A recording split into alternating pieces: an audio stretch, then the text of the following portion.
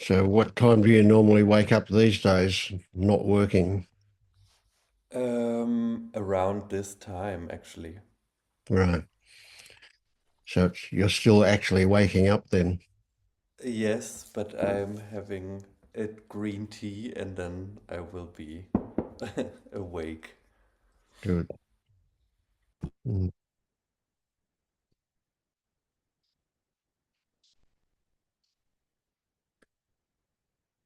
Do you find these days, as you're waking up, that you've got a very active storytelling happening? You mean this, yeah, like overthinking after waking up, or Or as you're would waking you? up, do you find that you're thinking of what you're going to do or what needs to be done or what you have to do? Yeah, it happens, but I'm aware of it. I mean, it's just like lying in bed and then like the mind is going off to somewhere and it's a bit, yeah, maybe it's something in between dream and being awake or Yeah. something, so it just happens.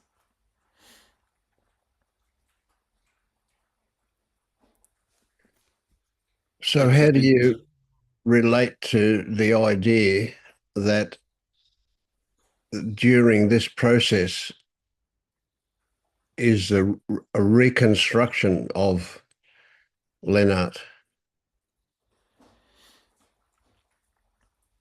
mm,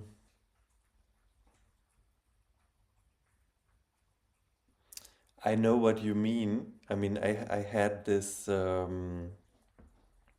hmm,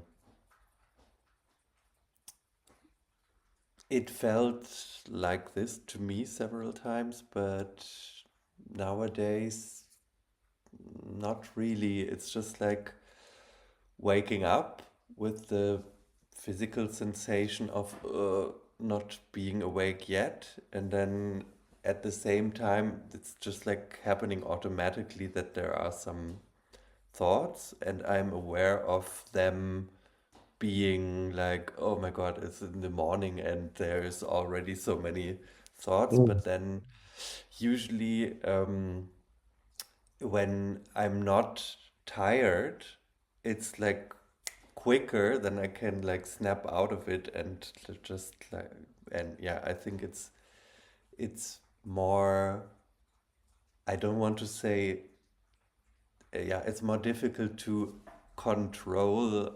Yeah, that's not really control, but Yeah, yeah, yeah. But I get like what you mean. Yeah, yeah. So the it's more more tired you difficult to are, the get, more yeah, it. or when you are tired, when I'm tired, or maybe also when I'm ill, it can be, it can happen more easily that I go back into this thinking of I am sick, I am tired, I am hungry. Mm.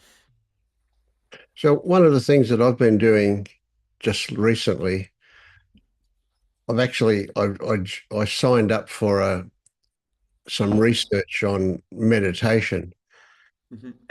and so what I've been doing as part of that is actively focusing on what it what it is like. I was going to say what it feels like, but it's not really a feeling. But I don't know what it is. But what is the difference between recognizing the existence of a thought and not being engaged with the content of it? Mhm. Just the fact that a thought is happening, it kind of has Mhm. it's almost a feeling. Mhm. There's a kind of a sense of, oh, it's weird to say, weight. It almost has Mhm. a certain weight to the fact of the existence of a thought, and the what it's about is, it's a bit irrelevant. Mhm. Yeah. what is a bit strange to me, I mean, but I find it rather a bit funny because um, yesterday um, I had my fifth soberversary. Oh, Well, right. Yes. um, Congratulations if but that's required. it's like 5 years later, it's like still that every night I have a dream about going to a party and taking drugs, for example, and I'm certainly not sober in my dreams. Like it's Mm, mm. really strange because of course that's nothing that I could really be You can't. aware of. I mean, what I dream or not, but Yes. it's interesting because it shows me that, like, down there in my subconscious, there is still a part of me that is like having this interest for those things. Probably, I don't know if Well, it's yeah. just a story, Now, but it's important to appreciate that uh, we any meaning we apply to it is likely to be just mm, speculation. Right? yeah, So to say that it means something about our relationship to drugs, whether it's alcohol or whatever, it doesn't matter. mm, Right? Do you get that the one of the reasons why people use mind altering substances is because there's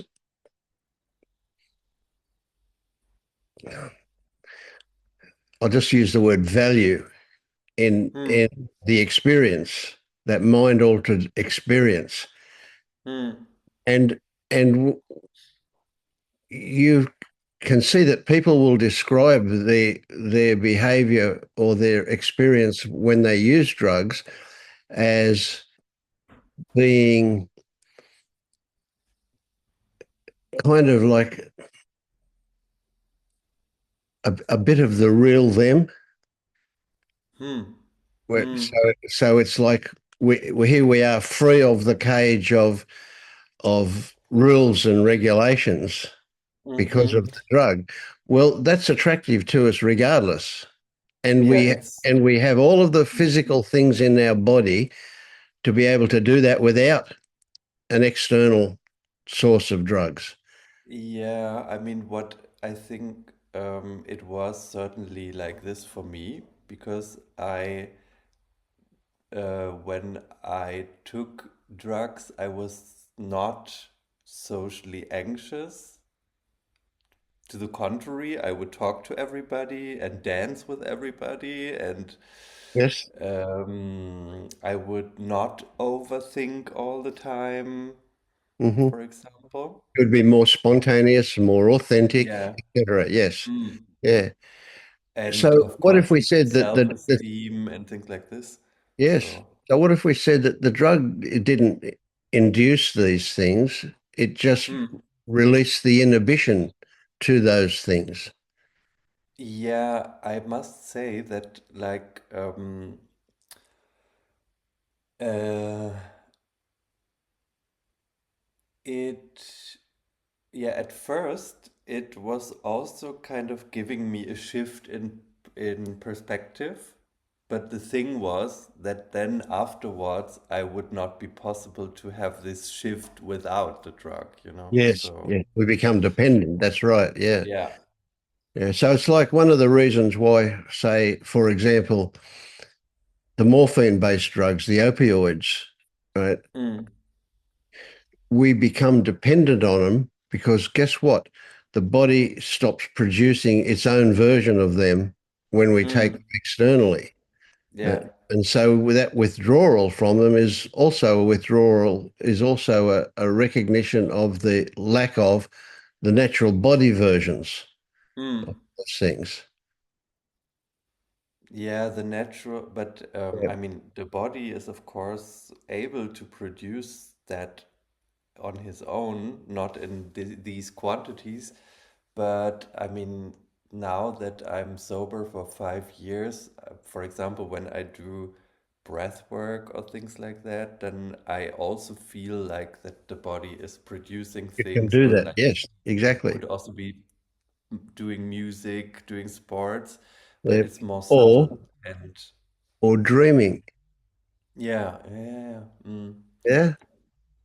Yeah, I don't want to make a story about what No, it means of that I course. But dream about that, but yeah, it could also be like a habit of the brain or something. I don't know. well, I mean, it could be that this is an also a story. opportunity. Yeah. It could be that this is the body expressing what it wanted to express all along. And of course, in the dream, it's even more able to produce its own version of what and maybe it's not even the body's production of its own version of the drug that's doing it, Mm. but rather that's what gives permission for the experience to occur. Yeah, and actually, last week I had a very interesting experience because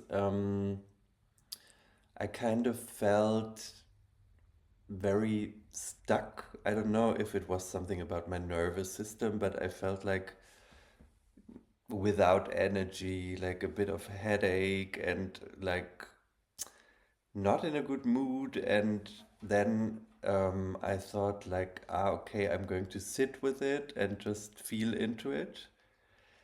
But I was at the same time like I felt really dull. I mean, not concentrated, not Mm. aware, not yeah, not calm enough to do that. And then it was like quite a good um, alternative to do breath work because it could be something like meditation, but you have the feeling that you are actually doing something because you have to concentrate in the breathing. And then the interesting thing was, I mean, there are also always like it's like cycles that you breathe in quite intensely, in and out, and then you breathe in and you hold it as long as you can, and then you breathe out, and you go into this. You try to relax into this no breath situation, and it's not, I mean, at first sight it's nothing that would be comfortable, but you can relax into it, and it can be quite enjoyable because that's when the body does its magic also. Mm. But in the same moment I had like a convulsion, a cramp in my foot. But I think I was always kind of in a trance, and my eyes were closed, and it was like I could feel, yes, there is a pain somewhere in my system, but it's just a tiny part. It's like I don't have to resist it. I can just let it happen, and that's like counterintuitive because usually you will say Absolutely. I Yeah. have to stand up or something to make the cramp. Is it Mm. called like this cramp? Yeah, cramp. Yeah, yeah, Yeah, yeah. to make it go away. And then mm, I could really just like observe it, and then it went away, and I could feel like my toes were doing like one after the other, like this, and then it was like, relaxed again. Wow. That Yeah. was quite interesting. It is And very then, interesting. Yeah, because cramps are special.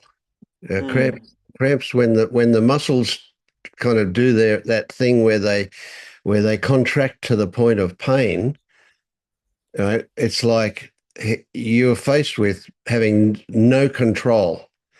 Yeah, it was really weird because it was like not breathing in and having a cramp at the same time, but being relaxed with it and Mm, or relaxing into it. And then afterwards, um, I didn't really feel less stuck than before. And then I remembered like a friend of mine who does theater and performance and also dancing. She once showed me something, I think it's not very well known. It's called katsugen. It's something invented by a Japanese doctor in the 20s, I think. And well, actually, it's like just like spontaneous movement.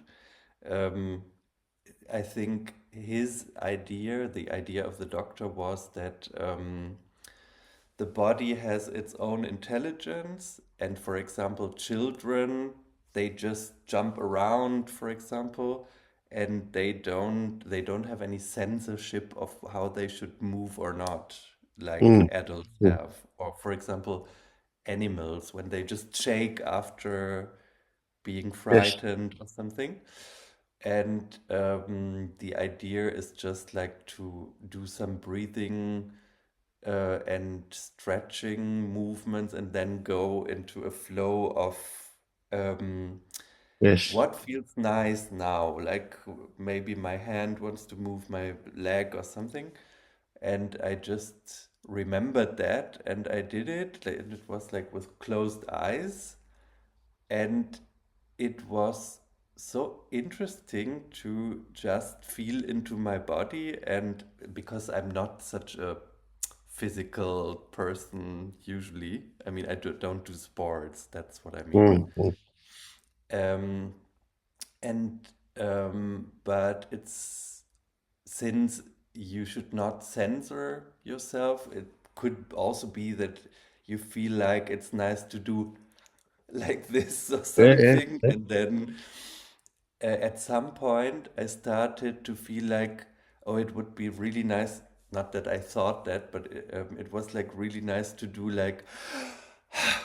like this. And then I Mhm. did this like several times. And then I started like really to cry and to sob. And it, there was like a millisecond of thinking like, don't pity yourself or something. And then I understood, no, it's not about any story. It's just about my, I don't know, my system needing this now to Beautiful. release. Yes, Then after that, I felt like newborn or something. yes. And Excellent. Yeah. Um, yeah, it's like, it's actually so easy. You yeah, just have to go into your body, but it's at the same time so difficult that like the mind always yeah. wants to talk you out of that.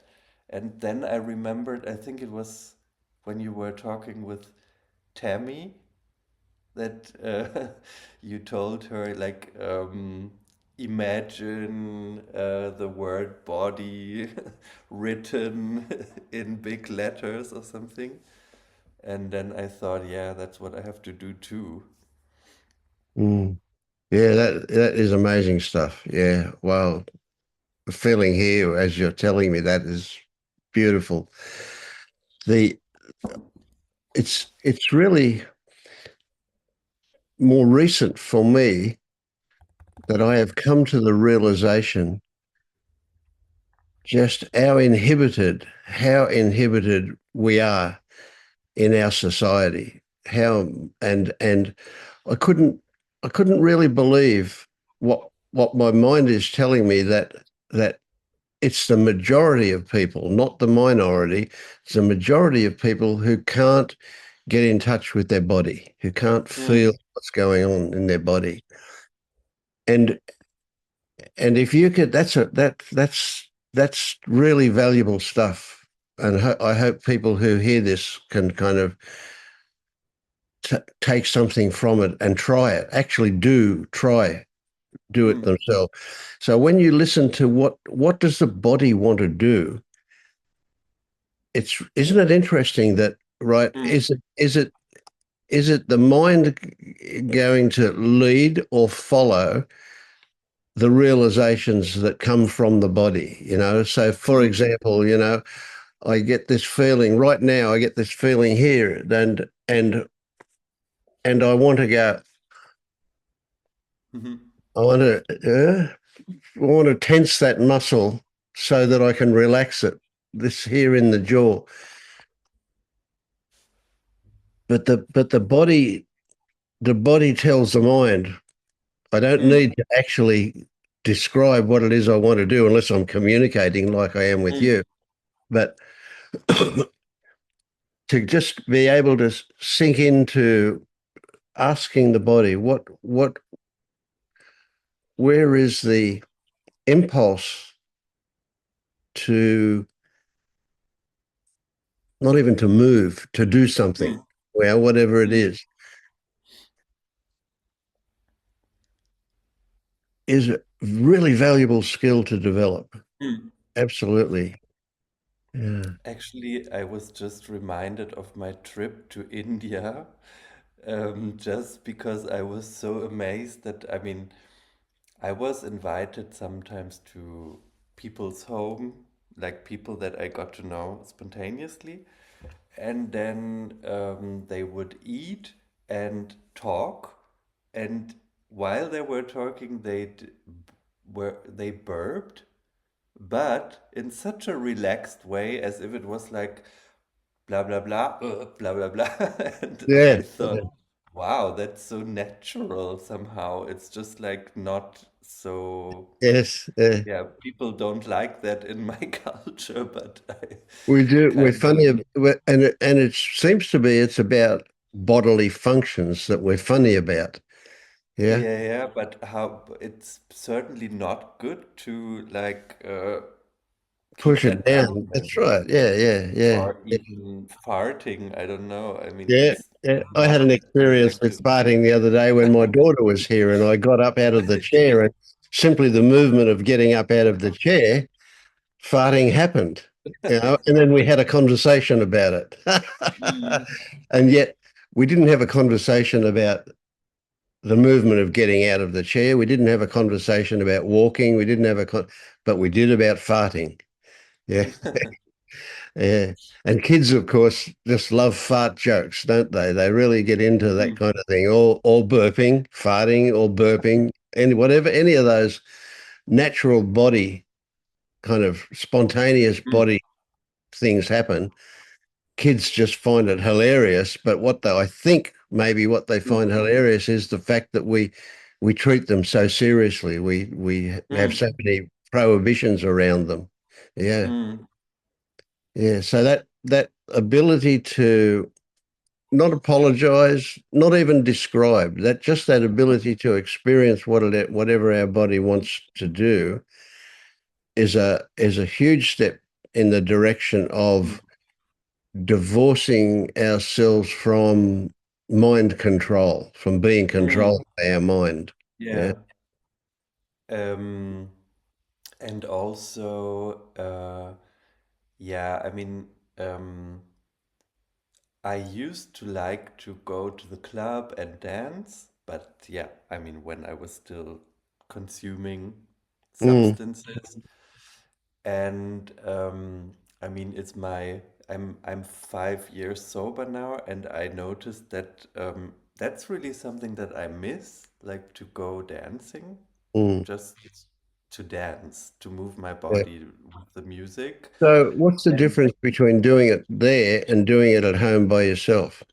yes, that's anyway something that I do, but there is a difference because it's Mm, like when it's like happening with other people, it's a different atmosphere. So, but I found out, and I didn't know that there is kind of, yeah, movement is not the right word, but it's like um, it's called ecstatic dance, and yes. it I didn't know that. And it's like people meeting. I think it begins with a meditation and then eventually it gets more Yes. ecstatic. And it's like I saw that it exists in Berlin and you can go there at 6 o'clock and then it goes until 10 or something. So it's not like all night long. And Mm, I think it's like not allowed to use a telephone. It's would not speak because it's about the yep, yep. physical expression. Yeah, I don't know really if this could be something for me, but I'm quite curious to It'd try be it curious. out Yeah.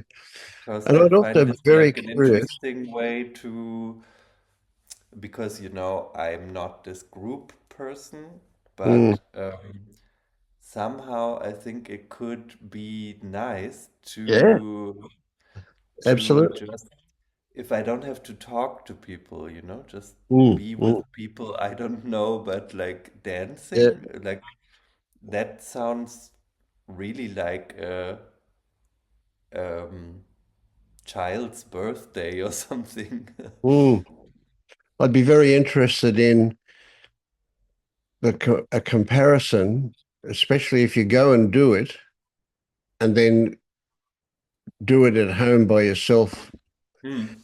and notice the difference. Hmm. Notice any differences in your experience. And so even though it's kind of a paradox because you go there with other people doing it and you have permission to Hmm. do it. And the really weird Yeah. thing is, and this is I've experienced this, the weird thing is that we are less able to give ourselves permission than we are to accept permission from others. Hmm. Interesting. Yeah. Um, yeah, I think it could maybe be interesting for me because I always had this traumatic thing about I'm not allowed to be myself. Oh yeah, yeah, yeah. I feel judged by other people, and it would just be interesting to try out if there is still something left of that, or if I can only go there and do it and don't really think about it. Sure. Yeah. Yeah, that's one of the biggest conditionings that we get from childhood is that whenever we are spontaneous, we get jumped on Hmm. because so much of that spontaneity exceeds the limits that society puts on how much noise we can make, how much movement we can do, how excited we can get, etc. Yeah. So yeah, it would be it is and so re-educating our spontaneous self, the body, to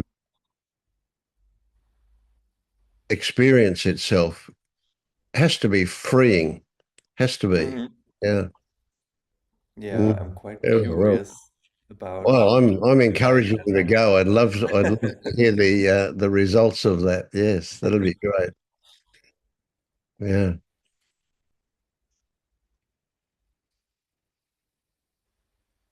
yeah. And an intention has arisen here for me to try it by myself. Some of this when I get the opportunity to see what happens. Yeah.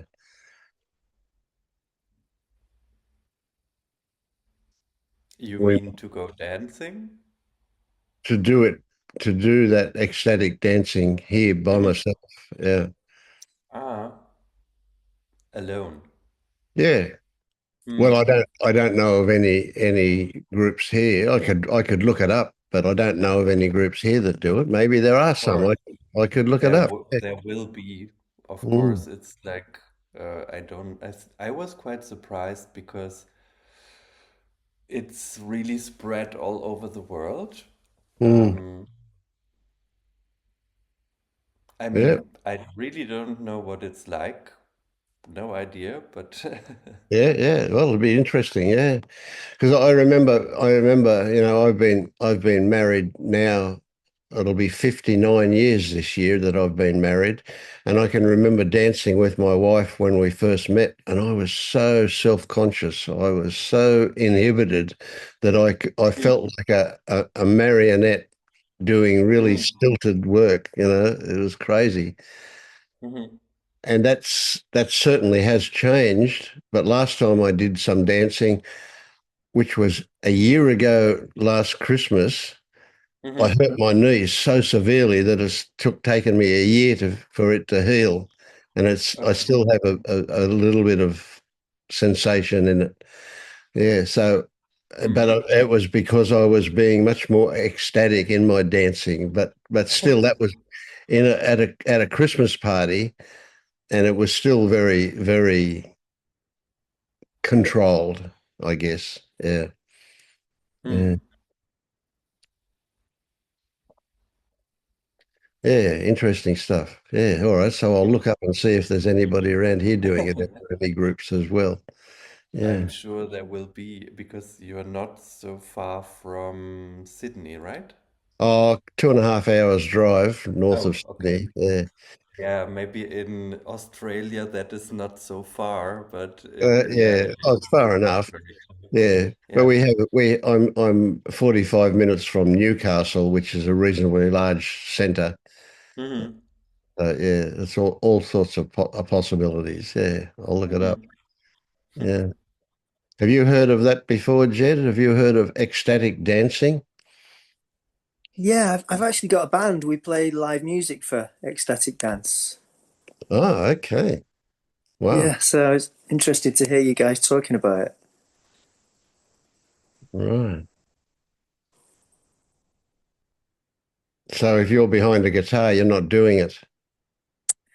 I'm behind a drum, A drum- but no, not doing it. But it's no, Well, when I drumming could be a version of it, I guess. yeah, it's closer. It's closer, but it's not the same. But I've I recently moved about 3 years ago, anyway, fairly recently, and where I lived, um, we had a band, and I did it for years. But down here, um, I've got a band together, but they're all quite new to it, and so I'm in a kind of directing role, and so it's a bit. I have to be a bit more. I can't let go too much, I have to be keep an eye on everybody to some degree. Mm. I'm directing, so. Yeah. But I'm hoping at some point that the band will get kind of confident and knowledgeable enough for me to be able to go and have a dance, get on the Yeah. other side. So of course we have we're thinking of it from a musical perspective. Jazz was kind of originally a kind of a version of ecstatic playing, wasn't it? It was a unscripted, spontaneous kind of Mm. expression of music, but presumably the ecstatic dancing has a much stronger um, um, rhythmic bass kind of, I you mean, know. certainly, yeah. To be honest, I don't. Yeah, I suppose jazz is more about the harmony, isn't it? And um, I mean, I've danced ecstatically to a jazz band, and I mean, the bass and the drums are still pretty strong, but yeah, I suppose the melody leads a bit more. Yeah, and there are different shades of it. Different people do it different ways, I suppose. These days, I guess a lot of the recorded music versions are kind of house music. Mm. A lot of it, or something like that. Yeah, it makes me wonder things like I wonder how much the kind of music shapes what the body wants to do. Mm. So of course I'm imagining the house music and people taking ecstasy and dancing to that uh, is a fairly limited. amount of movement kind of thing because there's hundreds of them on the floor all together, so they can't really flail about that much, can they, without hitting somebody? Yeah. That's right, and it's a kind of there's a culture, isn't there, of how you're supposed to dance, within each kind of subculture of music. But I mean, if you go to an ecstatic dance session, there'll be a lot of house music, trance music Okay. played there. Is Yeah. what I mean. But where I come to it from is a thing called five rhythms, which is it's kind of similar to ecstatic dance, but it goes through five quite distinct phases of uh, well,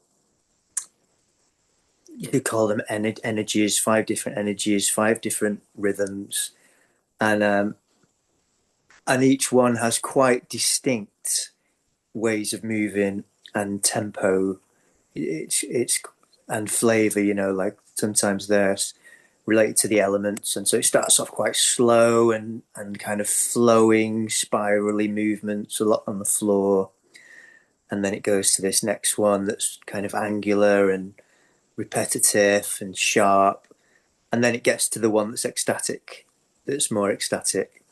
Right. So So what's that? Five what? five five rhythms. Right. Right. It's also a big international movement. Yeah, yeah. Okay. So the intention here is to ask AI about this and to get some AI produced music and see what happens. Oh, good idea. Yeah, good idea. Yeah.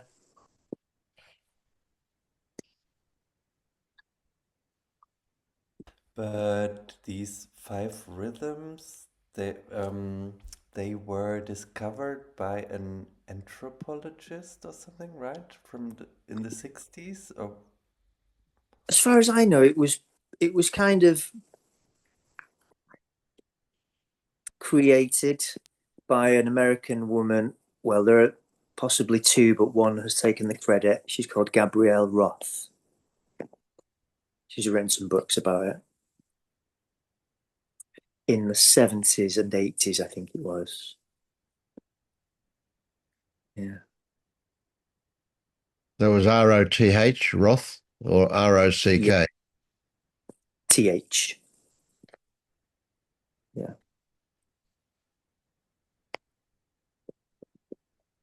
Yeah, it's really interesting. It's good. It's a good process to go through. I used to do it for years, and yeah, all kinds of things can happen. Shamanic kind of journeying and trance states and flow states, of course, and Mm, ecstatic states. Yeah. yeah. And of course, even being part of the band, what you're doing in your head, what you're imagining, is actually creating muscle movement, even if you're not aware of it. It may be much more subtle than if you were on Mm. the dance floor, but it's still there. It's still happening, Hmm. Do you mean that kind of mirrors what's happening on the dance floor, or leads it even. or leads it? Yeah. If you're Yeah. if you're at in the band, you're probably leading rather than following. But who knows? I mean, it gets to a point where there's no difference between leading or following, eh? That's right. Yeah. It kind of goes back and forth when you get get very tuned into it. Yeah. Yeah. yeah, actually, I now remember. I mean, I lived in Uruguay, but only for 1 year. And I somehow got to know or got a bit into the Afro Uruguayan community. Mm. And there is like, I don't know how to call it. It's called Kimbanda. Umbanda Mm. and Kimbanda is like this kind of, yeah, cult, which is a mixture of the Yoruba culture, like the African culture, and the indigenous traditions from South America and Catholicism or something. And Okay. it's a bit, yeah, it could, yeah, for someone who doesn't know it, it could be compared a bit to voodoo.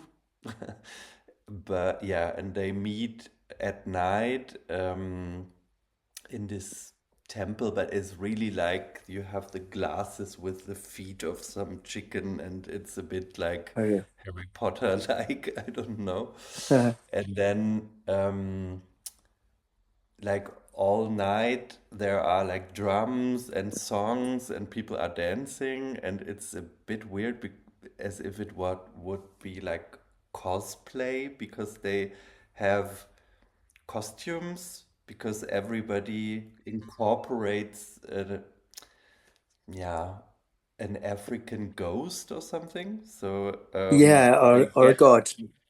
they get, yeah, or God. And usually the thing is also that men can be possessed by female ghosts. That means that they wear a dress and then they have like a fan, and it's really funny. I don't know. And Yeah.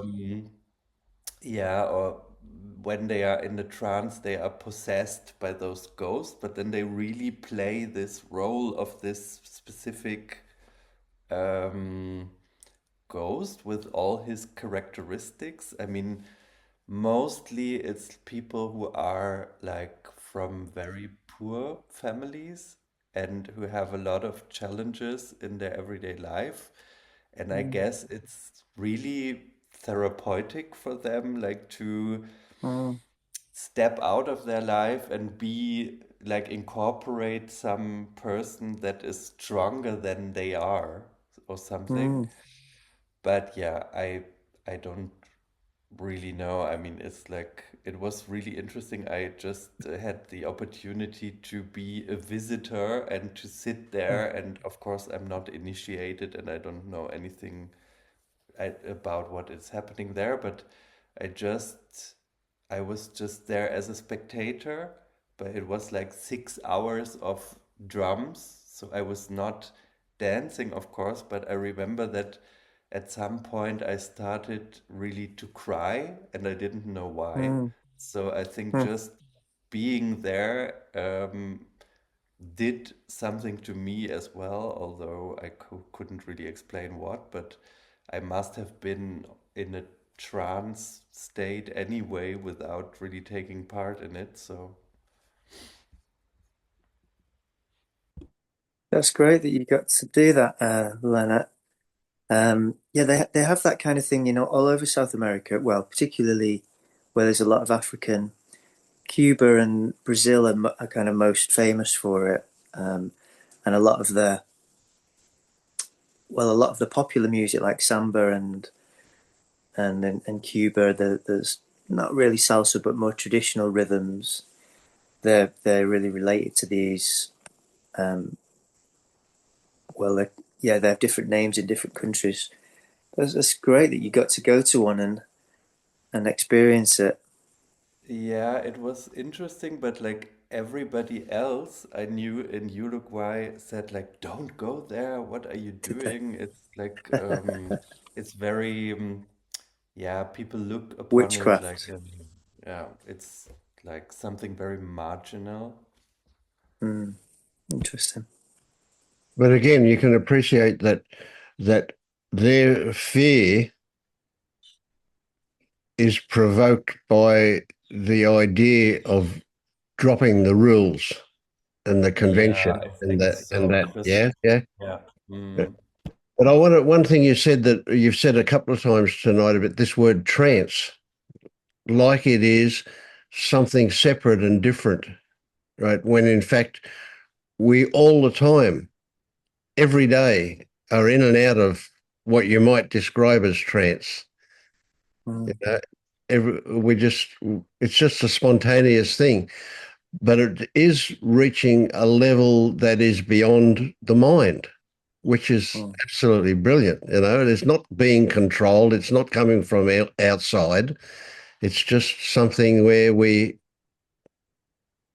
much freer, much more spontaneous, and then we can access depths that we couldn't otherwise get to. Oh yeah, it's people. A lot of those who were said don't go there would very likely say keep away from a trance, Mhm. as if you can. Right. Mm. That's interesting. You say it happens. I guess so. It's basically when the mind kind of drops into the background a bit, and we're just in a more of a flow state.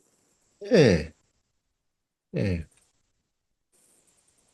and well, you could even go as far as to say that it's access to impulse that comes from nothing at all to do with the conscious mind or with consciousness in that way. It's impulse that comes from, we can only describe it as deep down somewhere. Hi, Mm. Jack. Mm.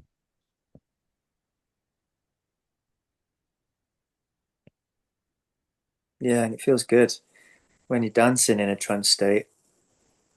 It feels really good. It's yeah, mind just relaxes, body does what feels somehow what's good for the body. What's Yeah, yeah, it's kind of ecstatic, isn't it, in a way? Or I think there are different kinds of trance states as well, aren't there? Some of them are ecstatic, some of them are more kind of calm in a way.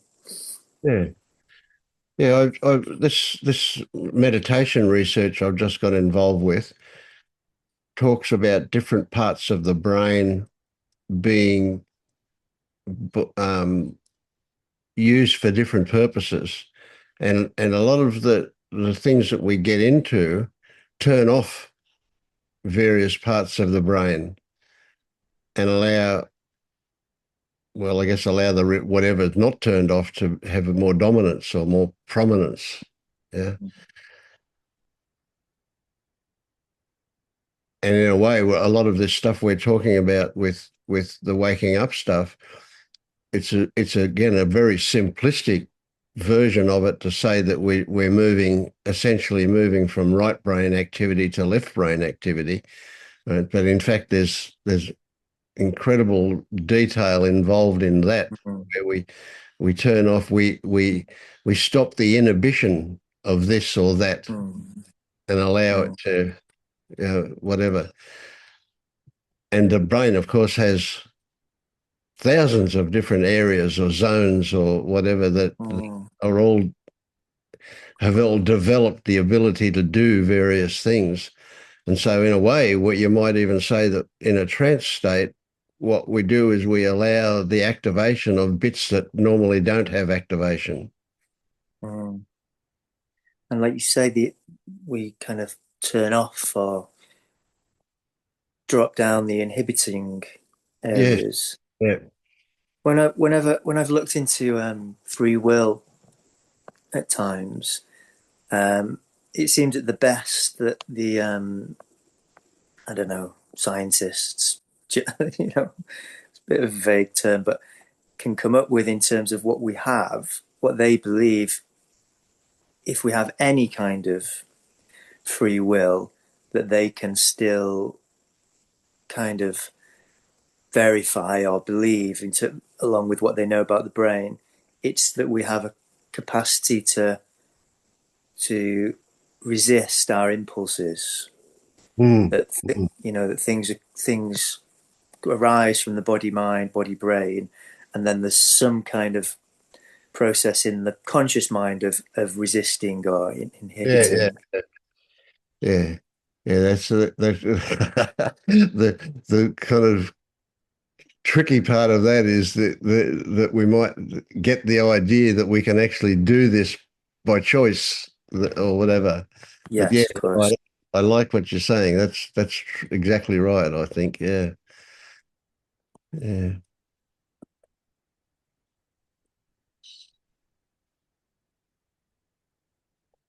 hence the value of accepting, welcoming the idea that we're weird is just brilliant because it just unlocks the normal, the cage of normalcy.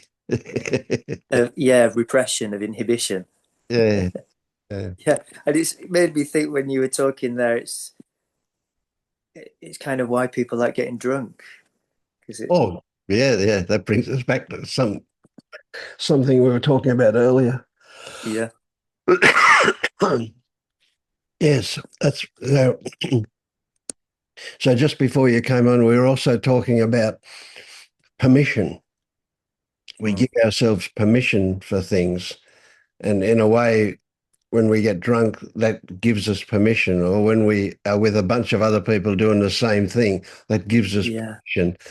And when we're alone, it's harder to give ourselves permission for Mm. non-conventional stuff than when we with other people who are doing it. Yeah. So it's amazing. In Yeah. public, you mean? Yeah. If we're in public, you mean?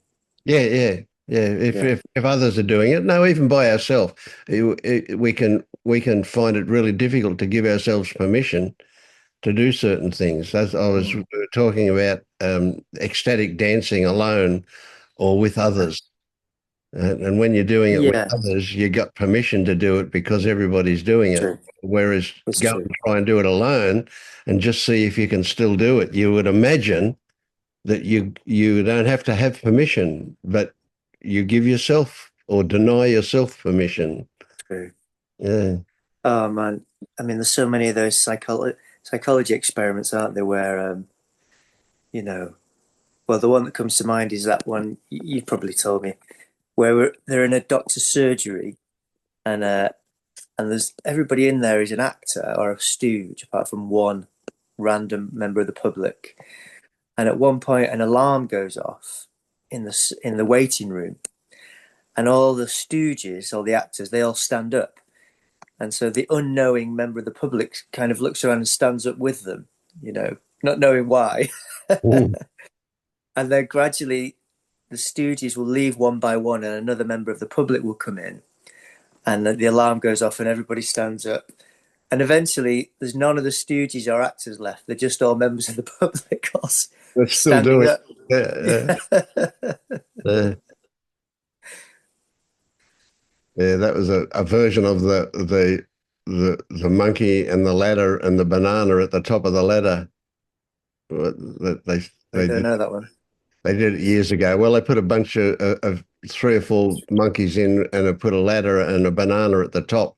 And every time a monkey started to go up the ladder to get the banana, they'd hit it with a fire hose.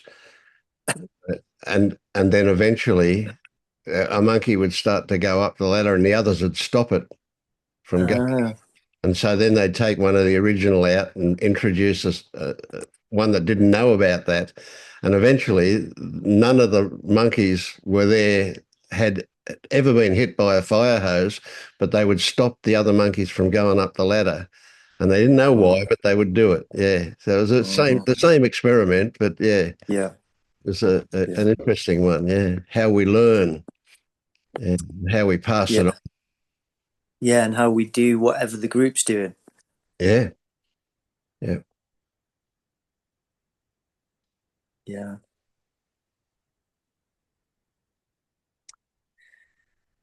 yeah.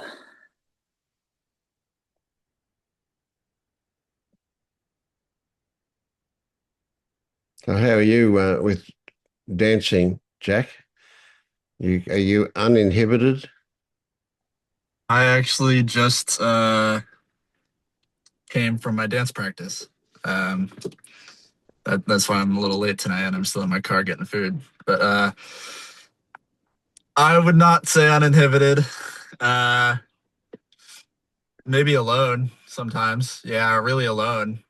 But with others, I really get in my head. It tends to be kind of like a success failure, or yeah, I don't know how to describe it, but um, if I see people watching me, it I basically stop. Do you Mm. dance ever? Say again. Do you dance? Oh, I haven't for a while. A few months now since I've been at a dance. The Christmas party. Uh, last time I did. Yeah. So what about we were talking about ecstatic dancing. Have you heard of that? Have you ever done any of that? No. No, what's that?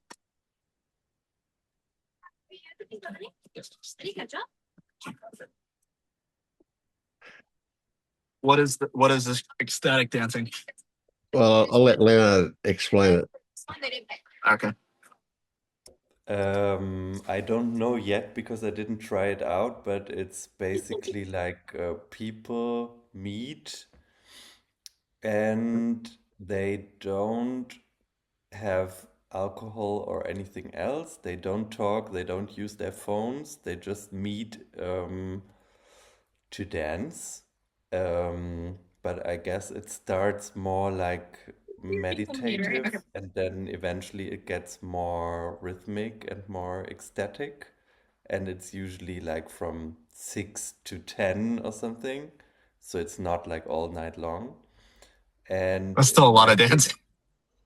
I think it's like the idea is to really don't feel judged, like when you dance and just dance, yeah, like a child, like not in a controlled way, not thinking about what does this look like now.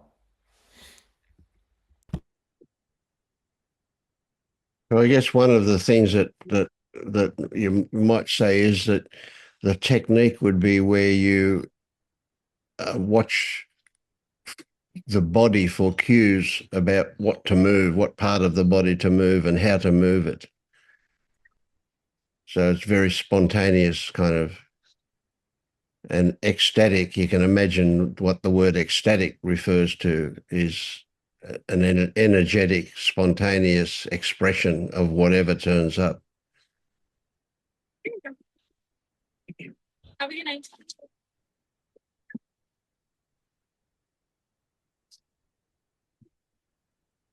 Sorry, I'm slightly distracted right now.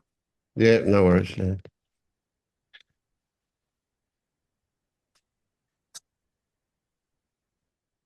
You go ahead and eat it too, no problems.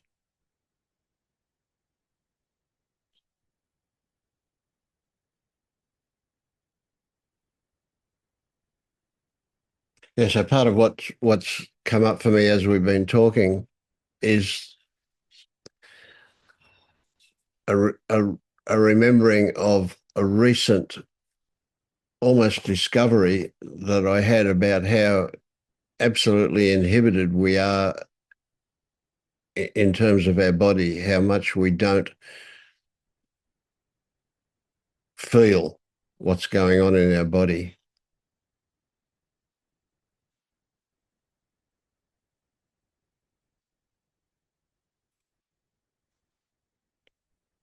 So let me ask you this then, would you imagine that any any obsessive compulsive tendency that turns up for you is comes from an impulse followed by the mind or comes from the mind followed by an impulse? What would you say it was what can you remember an experience where you could use memory to answer that question? I really struggle to well categorize my experience like that. Like, I don't know what an impulse versus the mind is. And my therapist likes to say it's always a thought that creates a feeling that creates a behavior. And I'm like, it just feels like a feeling thought or a feeling or Mm. something I just don't like. Uh, so it's often very unclear to me if there's OCD, if it's just problematic thoughts. I don't know, but Um,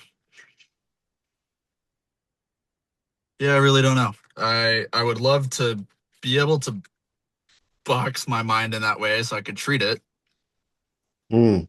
sort of. Well, if let's say if you, for example, and this is just a fantasy thing, but let's say you discovered that the impulse arises. Now, maybe that impulse comes from a thought that is not recognized as being present, but the impulse arises, and then the mind gets into a fight with itself about doing it and not doing it. And then the behavior that follows is an attempt to placate the mind, to stop the back and forward fight that's going on in the mind. So it's like, yeah, and that way your therapist is right, except that he's not recognizing that the original impulse also comes from a story. He's saying it only what matters is what comes after that. So the original impulse, we're not even going to recognize, we're not even going to realize it's there because it gets covered up immediately by the conflict that goes on in the mind. And Yeah, that definitely resonates as what you were describing as the tension of thoughts or feelings or of the action that tries to come after a thought or feeling. I don't know, just mm. that feeling of fighting. Um, yeah.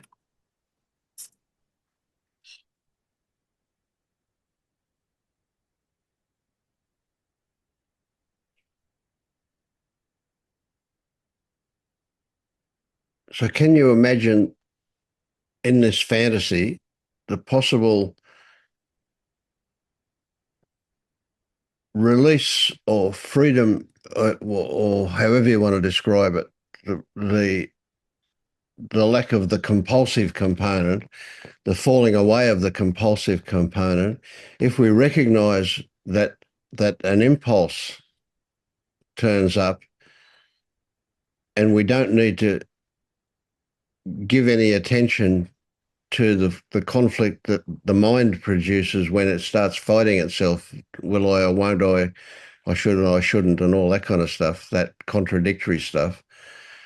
That needn't even get any attention when we can focus on the impulse that comes before that. And what that means is that we don't have to follow the mind with behavior that's going to attempt to make sense or to stop the conflict of the mind.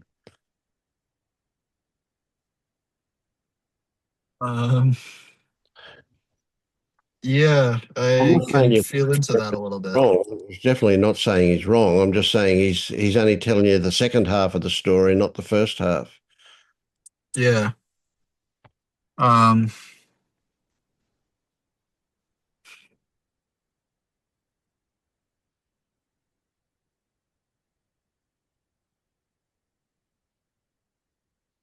'Cause I just tried kind of what you said, and it feels very unfamiliar.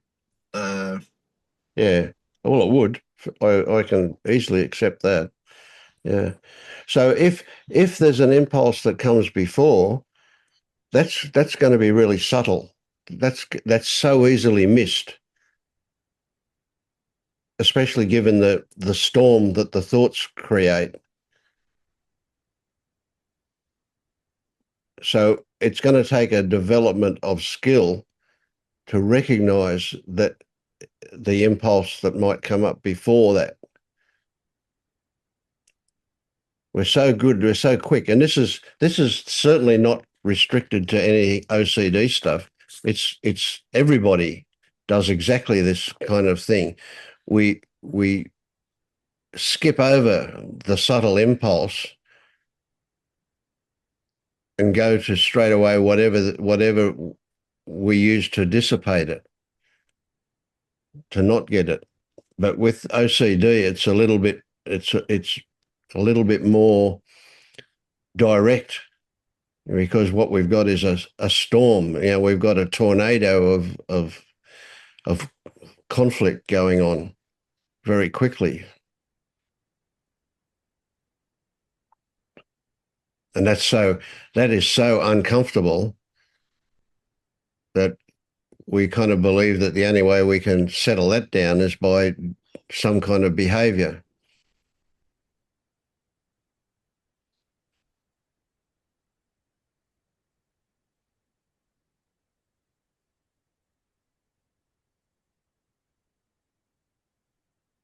Anyway, learning to recognize that original impulse, firstly, to recognize the existence of it. We're not worried about what it is, just recognizing that it might be there is it's a bit of a trick because the other stuff happens so fast, and that impulse itself is so subtle.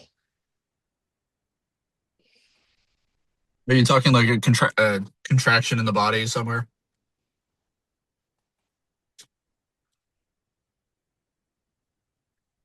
It it might present as a contraction. It very likely would present as a contraction. Do we make an assumption that all unpleasant sensations involve a contraction? If we do, then yeah, you'd say that's a contraction. But it doesn't matter, it doesn't, that is a contraction sounds too definable, uh, easy to grab a hold of, and what we're talking about isn't. So it's not even, is it a contraction? Might be a better way to look at it, right? Because it's going to be a very subtle kind of sensation that impulse, and it's going to come from somewhere that we don't know about at the moment, anyway. So what we're looking for is let's call it an inclination rather than an impulse, some kind of inclination.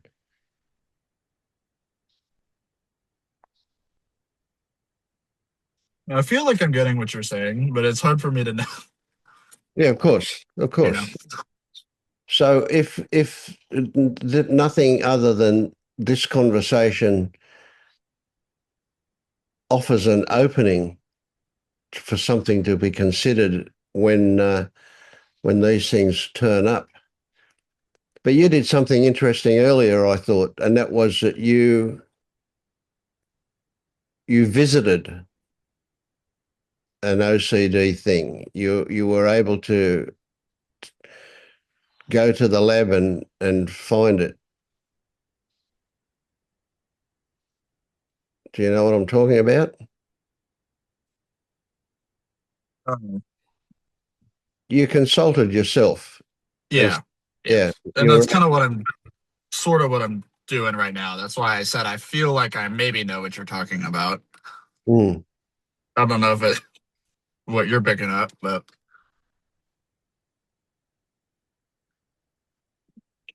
it's hard for Joe. It really is. Um, it's not firing quite so strongly right now. mm. So there's a familiarity about that firing, eh? Something you can recognize. You may not be able to describe it very well, but you can recognize it. Um, I don't know. Uh,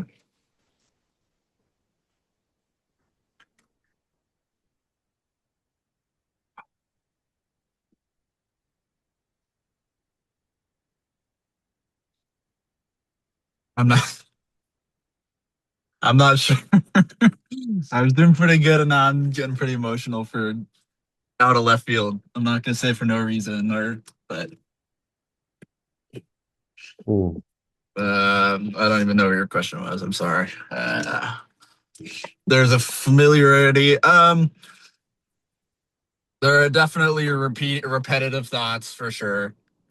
Uh, Repetitive doing, lots of doings uh, in the mind uh, that I can recognize, and then sometimes I'll have moments of total unfamiliarity, not really knowing what's going on or how to relate to it.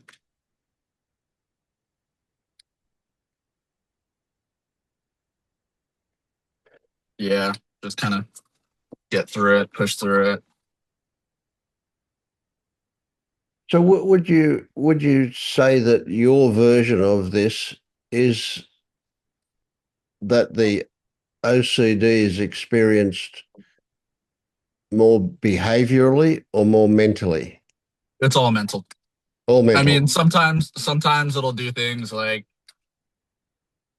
it'll make me feel like a bad person, so I'll pick up trash, or for not picking up trash, so I'll like amplify some of my good moral behavior. Hmm. Like, I'm not gonna say it's authentic, but Yeah, yeah, I get it. Yeah, yeah. uh so like there's some behavioral elements, but it's almost all in the brain or in the mind. Right. uh you said it best, is like just doing in the brain. uh Yeah, yeah, yeah. So could you, this might sound a bit weird, it does to me in a way, but would you say that it's mental behavior? um sure, as opposed to Yeah, that's what I mean. It's a bit weird. So it's it's it's not even what the thoughts are about. It's about their repetitive nature. About so no, it's because often my hmm, either something will trigger me very uncomfortably, like something I see in the environment, let's say, or I'll have a thought that's very suggestive of like uh it would be like if your brain was telling you to pick the worst possible move at all times, or implied that you would do that and that's the type of person you are. um And then I've kind of learned to just ignore the doubt that always follows it now. So I've gotten better at that part. But thoughts are just very uncomfortable, and I tend to fight them or try to improve them all the time. Uh, right. Yeah. I, yeah.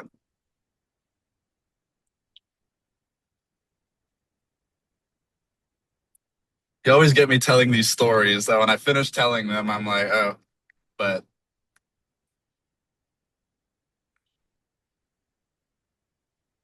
Do they would you say they have a familiar a repetitive flavor, storyline? Um, good question. It always feels like when I stop speaking, I kind of sink back into my body and some of the sounds around me. Uh, like right there, like I stopped talking and then I noticed my arms were existed. mm, They were maybe tense or disassociated from before. Now I'm catching it a little bit. hmm.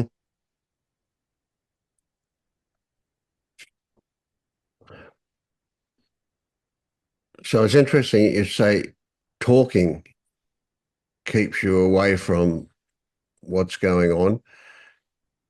How would you see talking as related to thoughts? Are thoughts just mental talking, or is there a significant difference? I Okay, let me. It's a hard one. I realized the other day that sometimes I talk out loud and it's literally just thinking through my whole body. Mm. So not exactly product. Let's just say I want to say selfing, but that was alone to myself.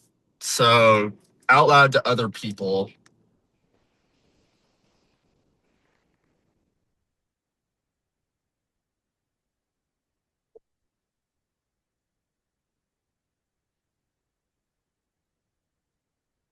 All I can say is I feel some shame if that's true.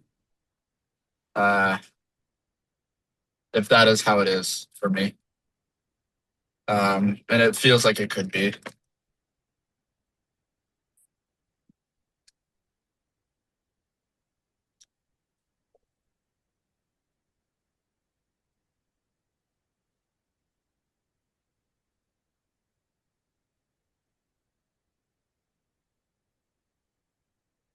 I don't understand. Tell me about the shame. Okay. Yeah. Um,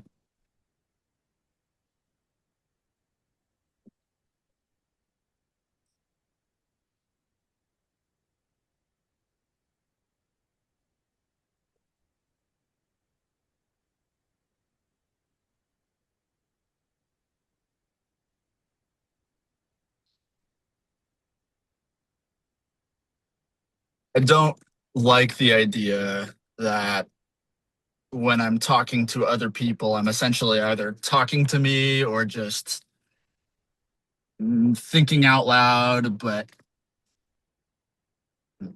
not seeing the other person, even though that's likely what's happening. Uh,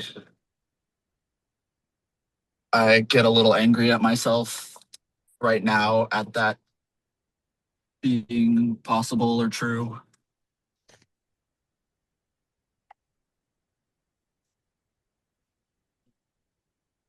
I don't know. I'm not really sure what I'm saying. It's just kind of Yeah, how yeah, I'm interpreting it. yeah. Okay, I'm hearing you though. What I'm getting is that there's a big disparity between how you think you are being and how you think you should be. How do we fix that? Well, the, f- the first thing we have to do, well, the first thing, the second thing, I don't know, one of the things we have to do is we have to accept the way we are. We can't change that until we acknowledge it. But that's a trick too, because how we think we are isn't at all how we are. It's just how we think we are. And so we have to be a bit careful about what we're acknowledging. Yeah, I've been struggling with that a little bit. Mm. More and more, I'll like work through something and be like, "Oh, I was just totally wrong." For Well, who knows how long. And yeah. And does that bring about something, a shift of some kind that you go, well, there's a lesson to be learned about how sure I was about something I now recognize I was wrong about. it's dumb. I so often my cycling is I will be so confident about something a million times straight. It'll be like a million different things that I just know for sure. And every single time I'm like, "Oh, this is how I figure out what was wrong with what I was thinking. Not like bad wrong, but just false Mm, or not matching my experience." But every single time I'm still sure the next time. mm.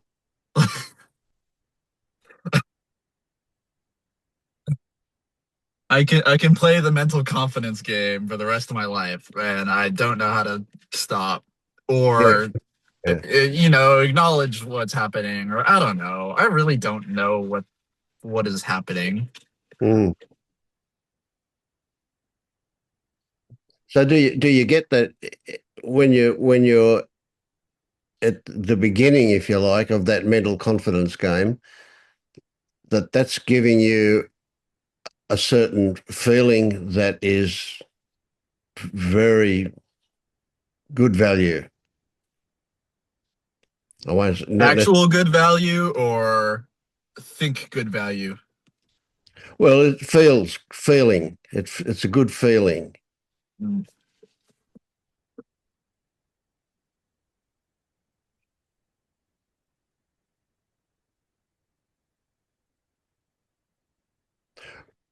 Yeah, it feels like protection. Yes, and it's protection from what? Right? It's for protection from. Well, what do you think? I don't know if this was an actual thought or just my Doesn't immediate matter. turning it back on me, but I said myself. Uh, Protection for myself, which I know kind of matches up with literature of we are scared of our own repressed emotions. Um, so that doesn't surprise me. I just don't know if that's how I actually feel. Yeah, sure. Yeah. So, well, I would want to get to a more detailed and nuanced version of that self, you know. So let's put it this way.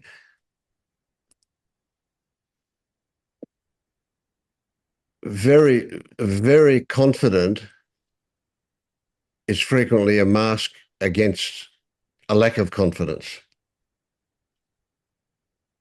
Yeah. So when you say yourself, are you saying yourself that is not confident, yourself that is unsure, yourself that doesn't know?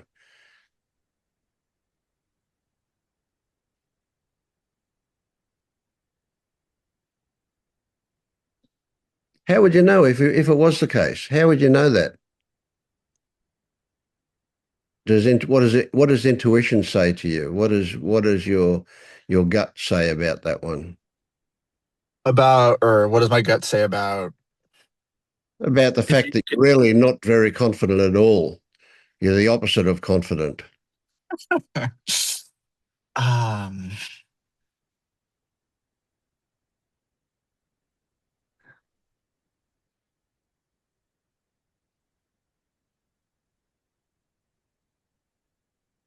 I think you're right. Um, I think there's an anger element there as well, like some sort of like out of control, will blow up and get angry. Hmm. Yep. But yeah, because my first instinct was to make a joke Yeah. at you. So Sure. Yep. Which, by the way, you're allowed to. No problems there. But yeah, yeah, right. thank you. Yeah.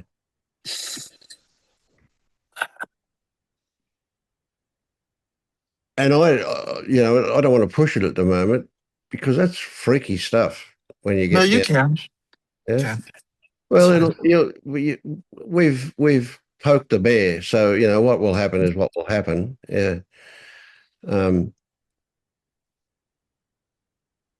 but of course, what we've got is we've got an overconfidence masking an underconfidence, and when we get down to the details of the underconfidence, it's also therefore no actual reason, or rather, let's no, that's a stupid way to put it. It's it's the reason that it's there for has no solid ground. It's a belief that you've got about yourself that's come from your conditioning or whatever. But essentially, that's something to be discovered. There's no point in just knowing that, talking about it as such. So you have to discover that. But you're not going to discover it while ever you're in the overconfident state. You're only going to discover it when you can allow some of the underconfidence to come to the surface. And you've got to do that little bit by little bit because otherwise it's overwhelming. So, you don't just forget about it. It'll happen. Mm, That's if it's right. It might not be right, but yeah, I don't know. It yeah. feels like you. I mean,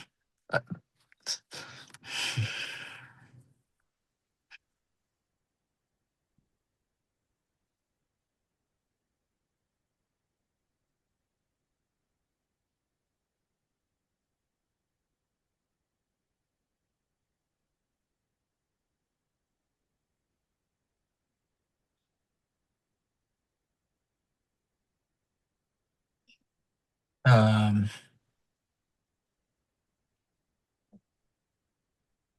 yeah, I'm a little there.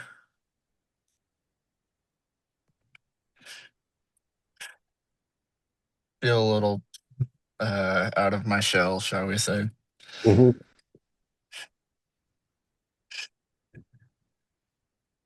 Yeah. Yeah. Let's just let it rest there for and see how it percolates. Yeah.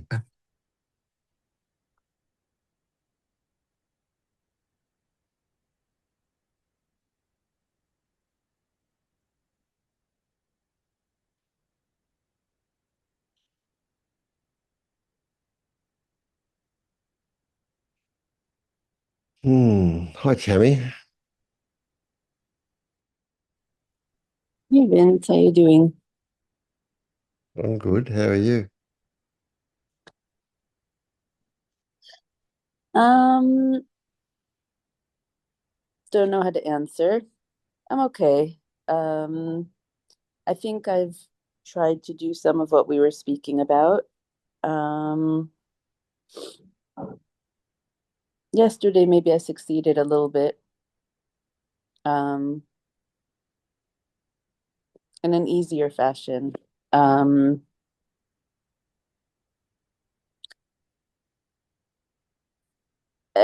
One of my things is like indecision.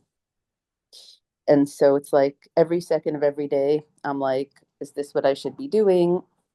Is this the best thing? And also something about very much needing things to be a certain way. Like there's so much satisfaction if like I just stayed a minute to tie my shoe and the bus just came and then I was able to help an old lady cross the street and then I got to my choir on time, all these things like synchronicities and falling into place and everything working out. Um, but yesterday I was at my sister and I was going to leave for a Zoom in the evening and I saw that they really needed help. She was alone with the three kids and she was already yelling at that like it was not fun. And she kind of said her husband would only be home in an hour or so and um I don't know, I said I'm gonna, and her my 3-year-old nephew was like kind of begging me to stay and so I said, you know what? I have a class, he calls it a classic. I have a classic, but I'm going to put the earphone in my ear and stay. And usually I'm very much either or, like either I'm fully here or fully there. I give my whole heart, soul, and attention to something. I never do two things at once. It's disrespectful to both. Like, I don't know. I put in my ear and I was able to kind of,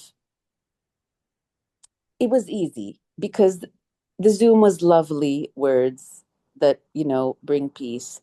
And my nephews were loving on me and like, and I knew I was being of help. So there's that sense of like purpose and like, and also working on myself at the same time of like, can I be regulated even when she's screaming and when the kids are screaming? And can I be wise and bring people like all of my things that I can do? And um, so it was really lovely. And I didn't leave until, and I was going to leave. And then again, my nephew was whatever. And then he was pulling on my scarf, wouldn't let me go. So I stayed and he fell asleep on me. And I was so happy to like not leave him awake with these two dysregulated adults that he was sleeping and peaceful.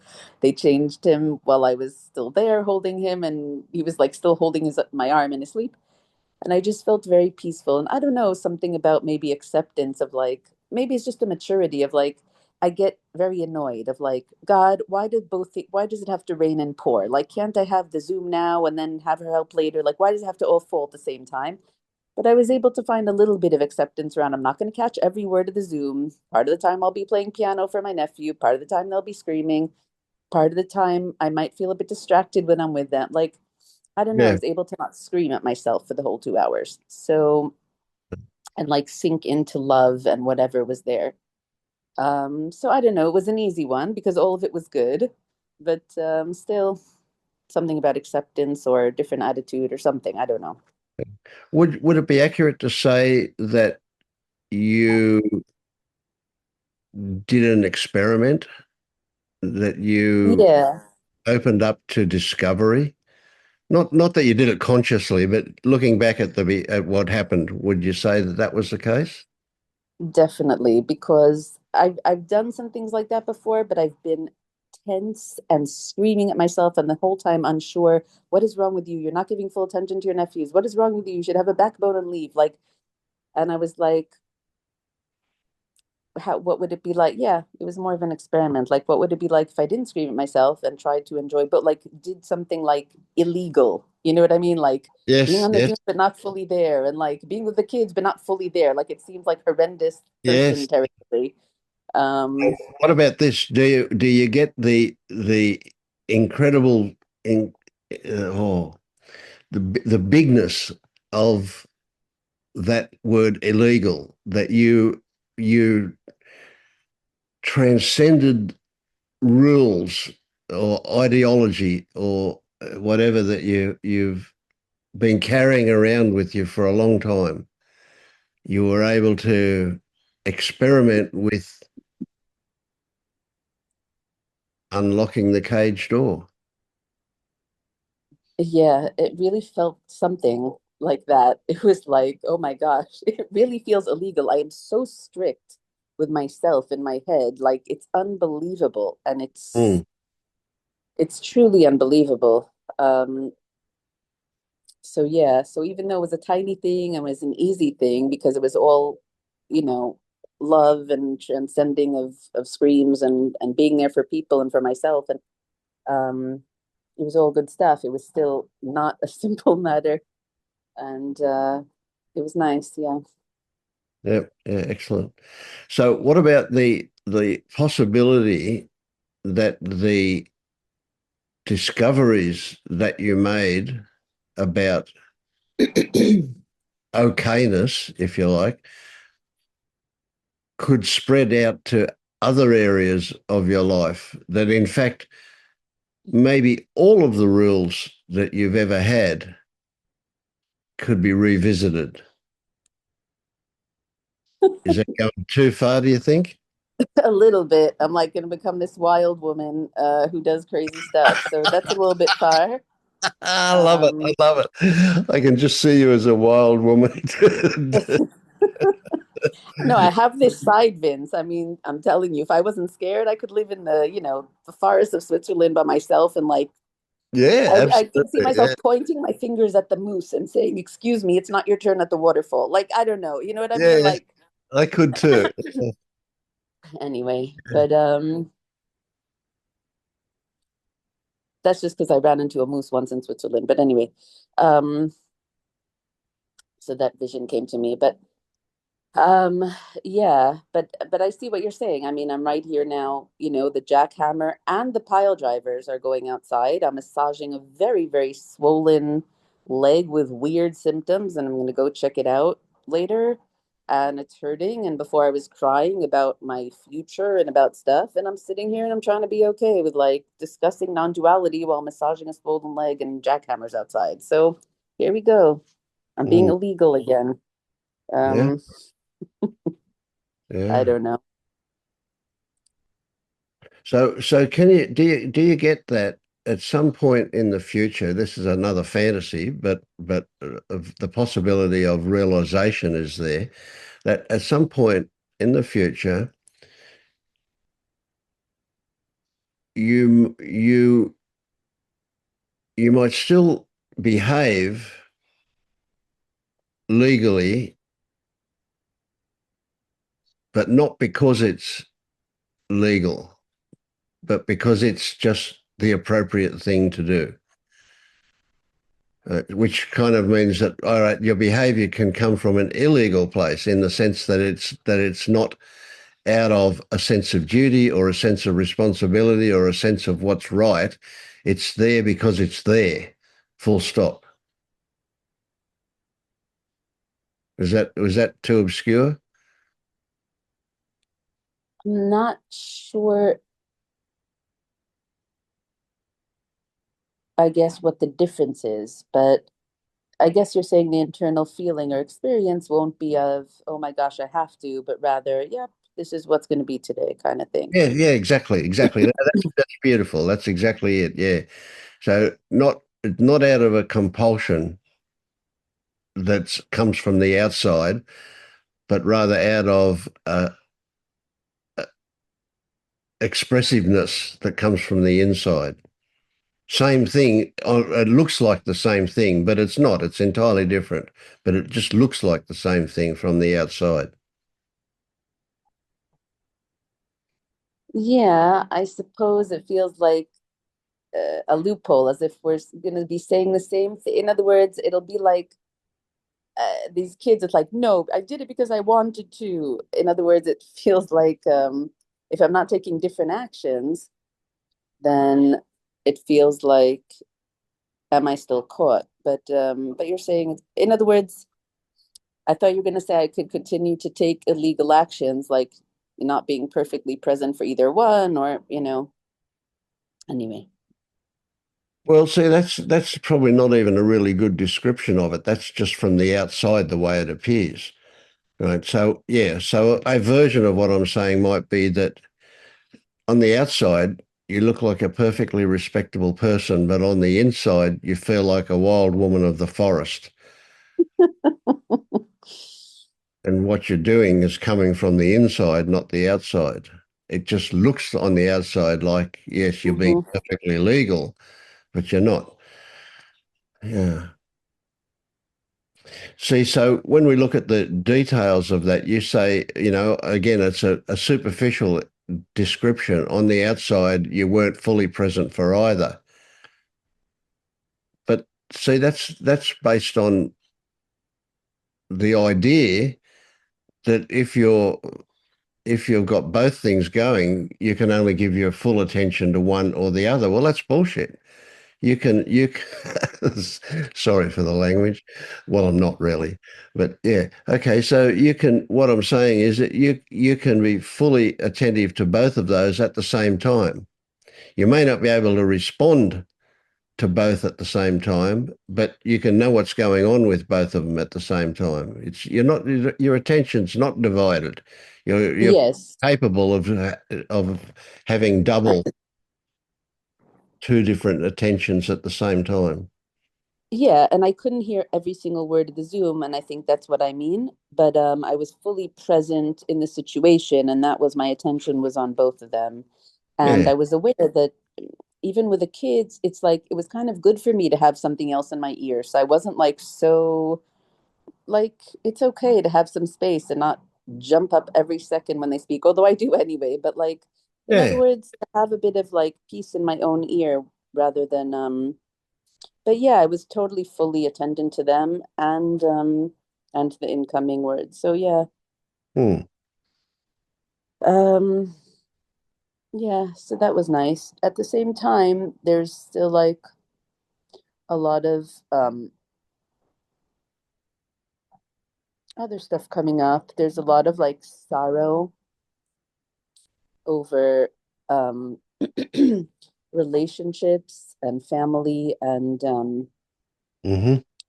like I haven't told most of the people in my family what's going on with me, that I'm in a flare, that I might go to the hospital, I might have to start taking these harsh meds. In other words, there's a whole thing that's going on that's incredibly scary to me. And um, I don't usually do this kind of stuff on my own. And it's decisions that are quite weighty and traveling to the hospital myself for the appointment, like all this kind of stuff, and just noticing a lot of the people and supports in my life. The old lady I used to work for, who was a very like a spiritual friend, like we would talk very, very deeply. She was like in her 80s, she just turned 90, and just an incredible person. And we would talk very deep, very connected. And she's a bit getting dementia, and her daughter kidnapped her to the next town, so I don't see her much anymore, speak to her. And my aunt used to come and play music. Just a lot of people in my life who just are not as deeply there. And I'm feeling like, on the one hand, really alone. And on the other hand, I don't know, there's something truth about it. Like these relationships were always a lot from me and a lot in my head was the love from the other side or wishful thing. I don't know. I can't explain it. Like, I think it's a healthy thing and it's throwing me back on myself. Like, I need to mature and grow up and take things like easier and stuff. But there's also a tremendous amount of sorrow and very scary. Mm. And also about the health stuff. There's just scare and like future fearing myself and whatever. And I don't know if I'm being like Pollyanna by trying not to think about those things, but I'm doing my best. Like a lot of stuff is coming up about my past and I don't know, hating myself, different aspects of myself for how I keep on like treating people who are not nice to me. And I'm like, okay, sweetheart. And I'm like, yeah, I've seen some videos from the past and just these sides of myself that are um yeah, just not liking myself, my personality, the way I've treated things, like how I am, show up in life, how I feel like I've treated people who are very not nice Mm. and still do in some level. I don't know. Yeah, it's a Just filled tricky one, with a isn't lot of stuff. it? Yeah. Yeah. So on the one hand, I guess trying to like a little bit, not psychologize or analyze, but like see those things in me and my patterns, but also try not to go too much into stories, not go too much into fear, and just a lot of sadness and aloneness and feeling like bereft. So Yeah. yeah, all that stuff is kind of there. Yeah. Yeah. Yeah. So what if you I wonder what if you could recognize that the way you see things is in fact a conditioned interpretation and it doesn't really relate very accurately to what is actually going on. Not that you'll ever know what is actually going on because we only ever can have our interpretation. But the result of that recognition is that everything lightens up. You could probably see this one quite easily, that nobody else can have any idea about what's going on in you, not only because you don't tell them, but because even if you did tell them, they're going to interpret it according to their conditioning.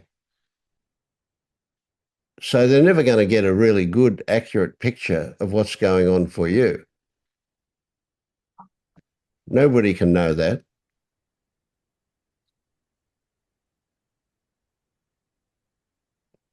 Can you get a hold of that one? Does that make sense to you?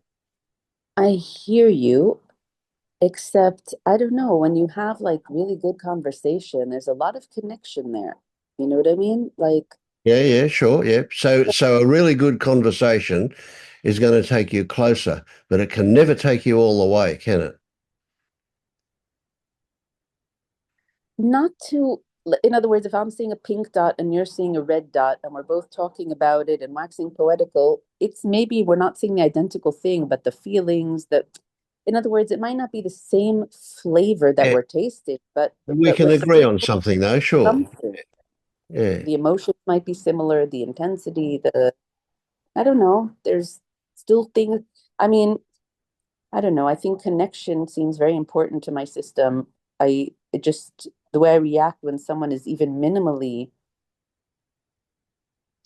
communicative and connected Mm. versus slightly not is very, very strong. But Oh yeah, yeah. I'm, There's actually a very big difference between slightly there and definitely not. Yeah, for sure. Yeah. So it's not even about actual understanding. It's about how they respond to that understanding, isn't it? It's about their acceptance of it or about their level of empathy, yeah, or whatever. That's this sharing, this connection that you're talking about. yeah, care, connection, attention, just goodwill conveyed. Yeah, And goodwill. Yeah, that's it. So with them, so you want good things for other people. Do they want good things for you? That's the disparity, isn't it? I know you want Yeah, things for other people. That's you that I've come to know. You do want good things for other people. You know, yeah. is there anybody in this world that you actually hate? I bet you there's not.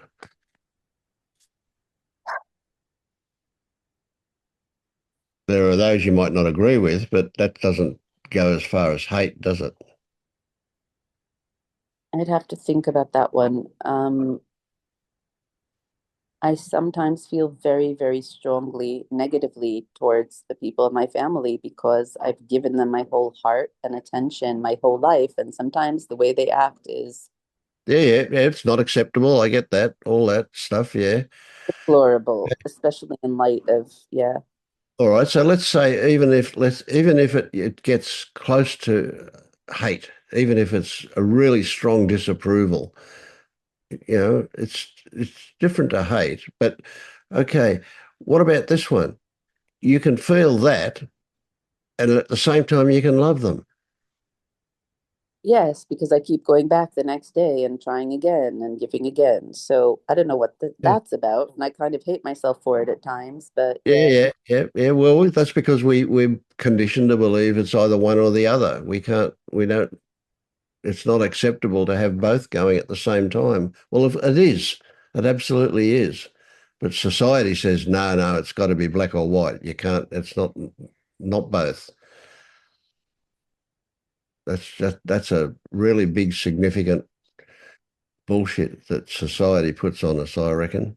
Mm, mm, interesting. Yeah.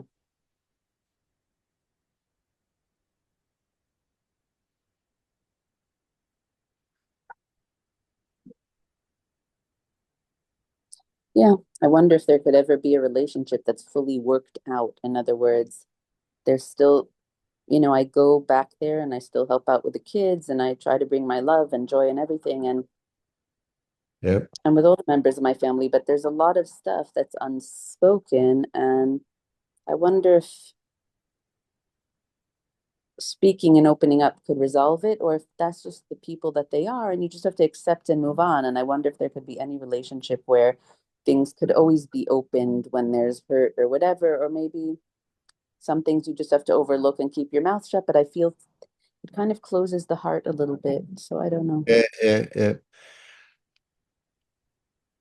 Oh, that's a big one. Yeah. It's the way I see it is that closing of the heart is a protective thing. It's an armor against a possibility that isn't actually there at the moment, but it's just a possibility that might turn up. Yeah. So what about this one? You can love somebody's heart even if you disagree with their head.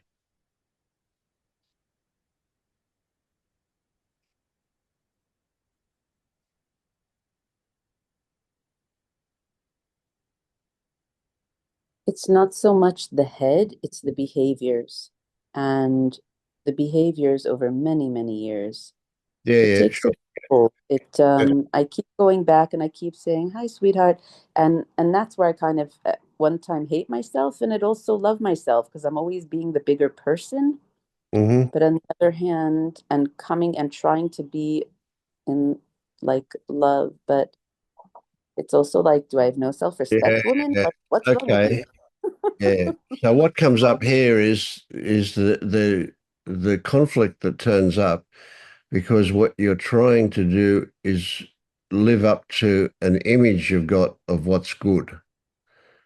You're not being authentic with yourself about it. Now that's a bit scary and also a bit, yeah, we've got to be a bit careful here because it's very easy for you to um, imagine that you have to express the negative in order to get through it. But the reality is, of course, unless those other people are a certain way, you're just going to make things worse when you express that negativity. So That's been my experience. recognizing Yes. yeah, being authentic with yourself is really valuable. And part of that is where you would recognize the negativity that you've got, but recognize that it's just your interpretation, right? So when I see negativity in somebody, what usually turns up is a recognition that they can't help it, that that's there because of their conditioning. So I can forgive them for it easily. Now I don't have to do a forgiving. It just means that I don't get carried away by the negativity of it. And then I can, if I watch that person, I can find that almost always they've got a big heart and they really love their own kids and they really love their own animals and they really want good things for some people, and that's there, even though the opposite might be there for others and in different situations. Right. And that's because they're trying to live up to some ideology that they feel protects them from harm. All the racists in the world are acting out of fear. It's not a genuine. It's not a the fear is not based on something actual. It's based on a belief. But nevertheless, it's there. It is a fear, and that's what No, they're I'm acting. not entirely sure. I'm not entirely sure, Vince, because there's like different things like in psychology, like about narcissism and stuff. And it's different than what people think. It's not, people that look in the mirror and stuff. It's like think they're so handsome. It's people that are incapable of loving others and just use them. In other words, the wound is so deep that they don't actually love. They're constantly using, manipulating, Yeah, yeah, um, I get that. and Sure. that they're not capable of that. So that's where I wonder if I'm being a little bit naive by saying, no, everyone's good at heart. They're just a little Yeah, bit yeah, sure afraid. you are. Definitely, you are being naive. Yeah, yeah. So, So, so we don't deny the fact that that exists. Well, we just understand where it came from, and so we don't have to feel. We don't have. We can be protective in a much more rational way, and that is that yeah, we establish boundaries rather than go in punching. We don't have to kill yes. them in order to protect ourselves. We can So just that's where I can agree with you. Yes, because I kept opening my heart for all these decades to my mother, to my two sisters who are like this. My other siblings are not, but and I and I finally think I don't know if they're capable of that and I should stop opening my heart. It's not I kept thinking if I'm only good enough and loving enough and accepting enough of all their behaviors, they'll finally be X and Y and Z. And I'm coming to the understanding several decades later that through yeah, a lot of search on the internet and through speaking to a therapist a few years ago that I don't know if that's true. I don't know if they'll, in other words, they have their moments. And that's why I keep opening my heart and saying, oh, you're making a mistake. They're lovely people. It's all just you. You must have triggered them, telling myself like that it's all my fault. And it just mm, must be how I came in with bad energy that day. So, of course, they lashed out. Like, but after a while, it's like, yeah, you have to realize that they have limitations and maybe they don't have enough goodwill to go around. Like, I don't know. They're acting in self-interest. I don't know. yeah. But it's like I'm not sure that that's true anymore, that at heart they're soft cuddly bears that just want good for everyone. And if I just, there's some there is something to that, which is why my whole life I've tried to make an environment where they don't feel threatened, so they'll stop screaming and help enough and take on their kids, whether it my mother's other kids, my siblings, or now my sister's other kids, so that they can feel safe enough to not scream because I'm there helping. It doesn't help. Mm, Um, and yeah, there's still always a hope in me. So that's why when you say that, oh, at heart they're this and that, I'm like, that's where I've been coming from. I don't anymore think that it's fully true. So I do go, but I'm more protective internally. But yeah. yeah. Anyway, it doesn't Okay. matter. This is neither here nor there. But Well, no, it is. It is a big one. So one of the mistakes. Excuse me. One, I can't. I don't know how else to say it. One of the things you're doing wrong is thinking that you being big-hearted is going to change them. Now, that's if you accept that that's probably not going to change them because they're going to interpret it their own way anyway, right? That doesn't mean that you stop being big-hearted. It just means that you don't be big-hearted for the reason of trying to change them. Yeah. You're big-hearted because you're a big-hearted person.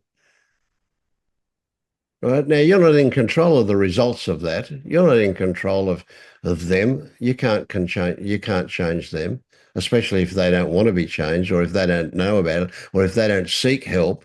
You can't do anything, but you can still be big-hearted in yourself. You can be authentically big-hearted yourself and have boundaries at the same time. Right. So I never knew that. I never knew I could have boundaries. And as a kid, I could not safely have boundaries. So that's something I'm learning now. And again, that feels illegal, like to leave when the kids are still screaming, or to say no, or just not say yes to my sister and my mother when they've been horrible to me for months and then ask me for outrageous things. So, Yeah, yeah, I just kind of, I never knew I could do that. And it feels dangerous, but I'm starting. yeah, yeah. But yeah, And I'm And definitely, you've got to be a little careful about this because you've been one way. So one way to put it is you've trained them in their relationship to you to be the way they are because you've been the way you are. Now you're going to be different. They're going to be confused. They're not going to know what's going on. So don't have an expected outcome from it. Right? Be open to whatever turns up, and it may be quite confronting or it may be quite different because if you do start to say no instead of yes, they're going to go, what? This is not the person I know. What's going on? Right. So, however they respond to it might be even much more intense than that. yeah, it's been very intricate. And at the places where they would freak out, I just say yes and bite the whatever. But in other words, you have to be, Mm. yeah, smart about it. But anyway, um, yeah, but just a lot of like I can drop into tremendous existential fear and despair and worry about all of this because like my support systems are disintegrating, my body is having crazy stuff, and I'm feeling like help, I'm alone with all of this, and all I have left is like meditation and change of attitude. So it's like, yep, you're growing up, you have to sink into something else, but it's falling into a lot of scary stuff. So Yeah. And recognize, I offer you to recognize that that scary stuff is where the juice is for you. That's valuable. That's good stuff, even though it's not at all inviting or pleasant. yeah, I know that on some level, I think, except I also feel like I don't know if I can do this, and maybe I will end up calling like my mother, my sister crying and saying, I have a doctor tomorrow and I haven't told you, and could someone take me? And like, I might not be the stoic person who takes the train and the bus to teach choir and then takes the Yeah, train and the bus to the hospital by herself. Like I might just start crying and break down and ask someone for help. But yeah. yeah, yeah, yeah. So whatever turns up, however you are, is just what turns up. And there's no judgment that's Mm. legitimate about that. It just is what it is. And recognizing that your interpretation of it is likely to add meaning to it that's invalid, right? It's just an interpretation and an added story, a post-it note on reality. So, You mean if I fail and call them and well, cry? whatever you decide is the outcome of it. Yeah.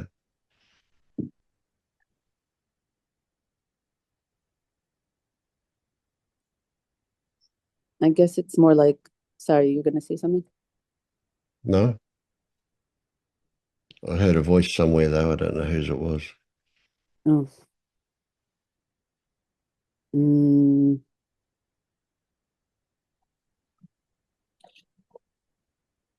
I guess it's just like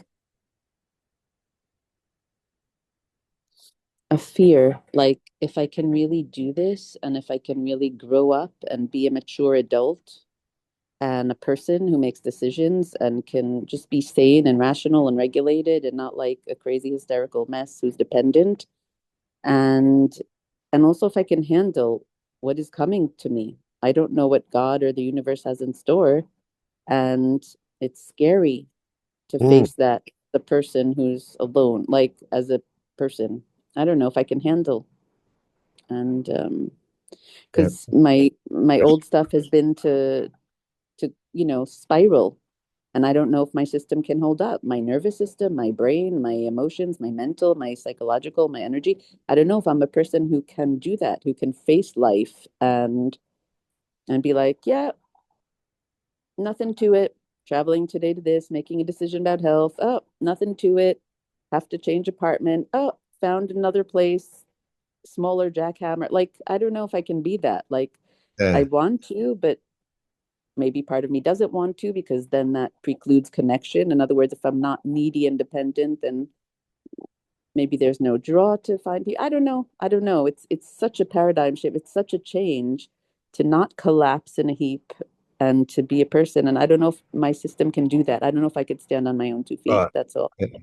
So what if you don't have to think about that stuff at all? It's totally irrelevant because it's all a story, right? So you don't have to worry about whether you can do X, Y, Z.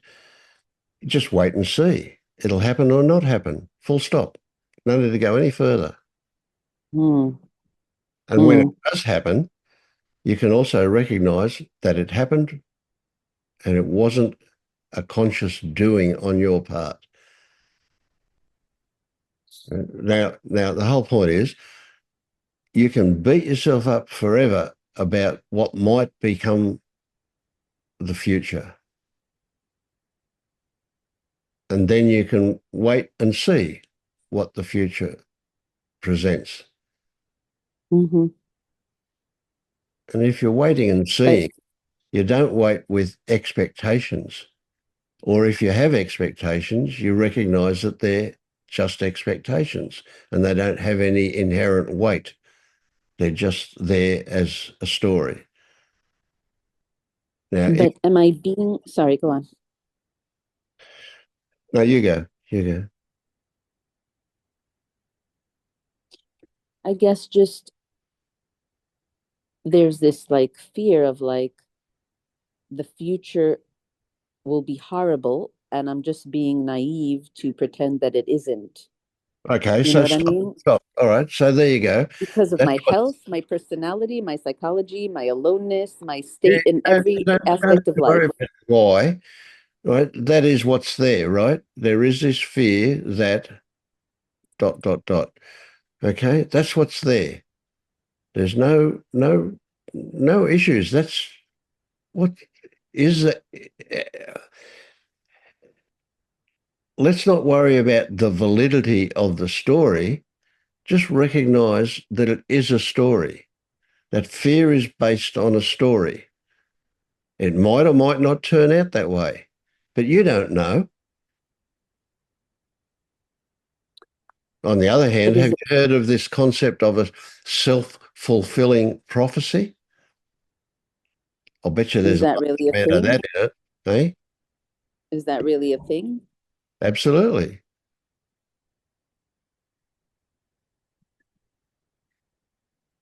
How you imagine it will be certainly creates a pull for it to be that way. But it doesn't predetermine it. It's just an influence. Hmm. So I shouldn't spend my time in fear. I should spend my time in imagining a moose in Switzerland. No, you should recognize that whatever turns up is what turns up, and it's just imagination. So Mm. what turns up is, a chalet in Switzerland or no jackhammers or what, or a fear of dying a lonely, miserable death with jackhammers going outside the hospital window. Whatever turns up is whatever turns up. It has no validity. It's just what turns up. Wait, what do you mean whatever turns up and has no validity? Well, because what turns up is your interpretation. It's just a story about it. Ah, you don't mean that what turns up in the now has no validity. You're saying the thoughts about it have no validity. Yeah, the stories about the future in particular.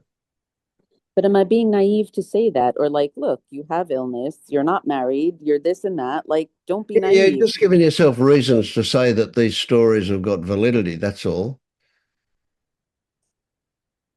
You could be Yeah, but if you lined up a dozen married women your age and asked them how many of them are happy, I'll bet you about the 8 out of 12 of them would say, "Geez, I wish I was single like you, Tammy." nah, they have kids, a home, a Nah. life, a community. Yeah. People are most attracted to what they haven't got, not what they have got. Yeah. The grass is greener in Switzerland. Yeah. I Yeah. don't So know. It just feels naive to drop these ideas. It's like, of course, what everything is if I bad and said it's going to be bad. naive But is a naive idea? What is it? So you're implying that naive is a valid something that is bad. And I'm saying that the whole idea of being naive is irrelevant. that it's a lack of reality to say, oh, things Oh, might okay. get So we better. can It's judge you for that. Okay, delusional. you've got a lack of reality. That's bad. You're a naive person. That's bad. You know what I mean? Like it feels delusional to say things could be good, but I really Well, what hope I'm they telling could, you but it is that feels your story about naivety is delusional, and explain. you're going to have a whole lot of other stories that say how right it is. Hmm. Any idea about naivety in this under these circumstances is delusional. You are just what you are. Your thoughts just are what turn up. Feelings are just what turn up. Sounds of Yeah. jackhammers are just what turns up. None of that Yeah. has a value judgment. It is just what it is. Full stop. Mm.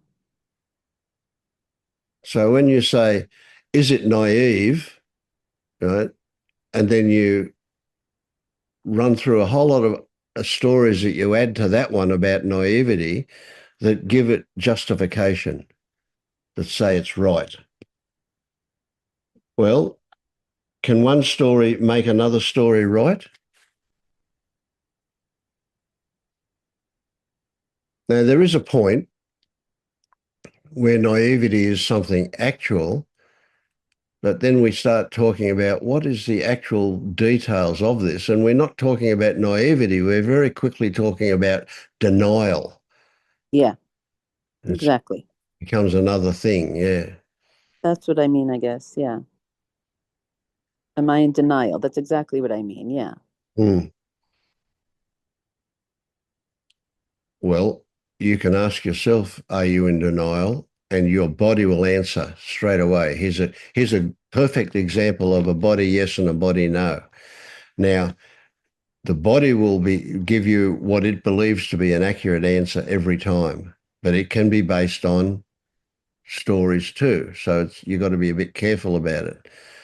But are you in denial about something actual, or are you in denial about a story? Nice. Yeah, that's a tricky one, isn't it?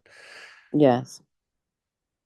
So remember, I talked about homework a couple of meetings ago about distinguishing between what is actual and what is story about. What is that? Yeah. When we could get value out of practicing that more. How do we recognize what is actual? Because you'll know it from your senses. the physical senses. How do we know what something is a story about it? The word about turns up all the time. It's about something. It's not the thing itself, it's about. And that about can come Yes. from outside or inside. It can come from what you read and what you see, or it can come from what you think. And a lot of these legalities that you've got will come from what you think, but they're based on stuff that came from the outside and conditioned you to think that way. But I guess how do we get out of the territory of magical thinking? In other words, if I'm sitting here and there's inflammation and there's swelling and then the eye is starting to this and the leg is starting to in other words, if I tell myself I don't know what's the future, in other words, let's say I'm not in denial about the fact that right now there's swelling and inflammation and I have to go take care of things and there's a flare up of the Yep. illness and whatever. If I say I don't know what's happening, anything could be the future, anything could be happening, who knows? And I sometimes tell myself that because of my background in like alternative medicine and thinking and stuff like that, of like it's all just anger, if you just meditate it'll go away, this type of stuff. These things don't exist, they're just temporary to teach us something. It's like you get into the realm of a little bit denial. Like I want to be open to, like Yeah, what yeah, you say, that absolutely. Yeah. self-fulfilling prophecy. Like I want to be open to the possibility that this is just something that will pass. But it's been 9 months already of this Yeah, latest sure. flare. Yeah, yeah, I And get that. finally I'm going to the doctor and I really do want to be open because I want to think anything could happen tomorrow. But is that denial? It can be, So that's right. Yeah. So how do you tell whether you're in denial or not? That's really the right question here with this, right? So d there's a whole lot of things that come to mind, and one of them is, have you learned from experience? So if your denial will frequently turn up as repetition, right? So we insist on something because that's the way we want it to be. So that's a kind of denial, right? Of course, there's a common sense aspect to this that you can probably hook into. I've no doubt that you can hook into it. That says, "Wow, this inflammation turned up. It was there this morning when I woke up. Do I do something about it, or do I wait?" Right? And you might only have to wait a couple of hours and notice that it's getting worse to go, well, I better go and see a doctor. Right? Or a couple of hours later, it's going away and you go, oh, well, I'll wait a bit longer.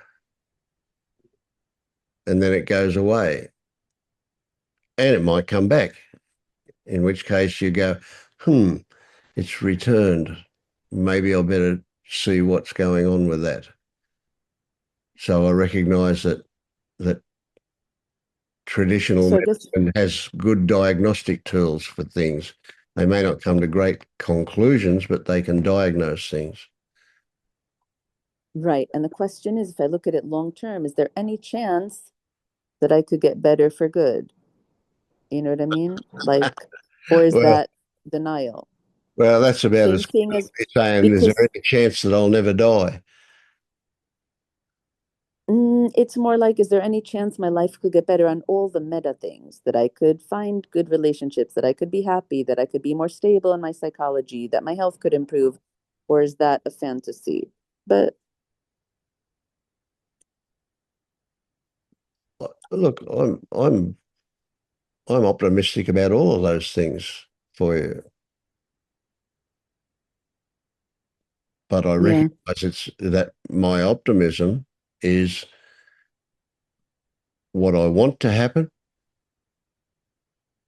tempered by my experience telling me that an attitude like yours goes a long way to that happening,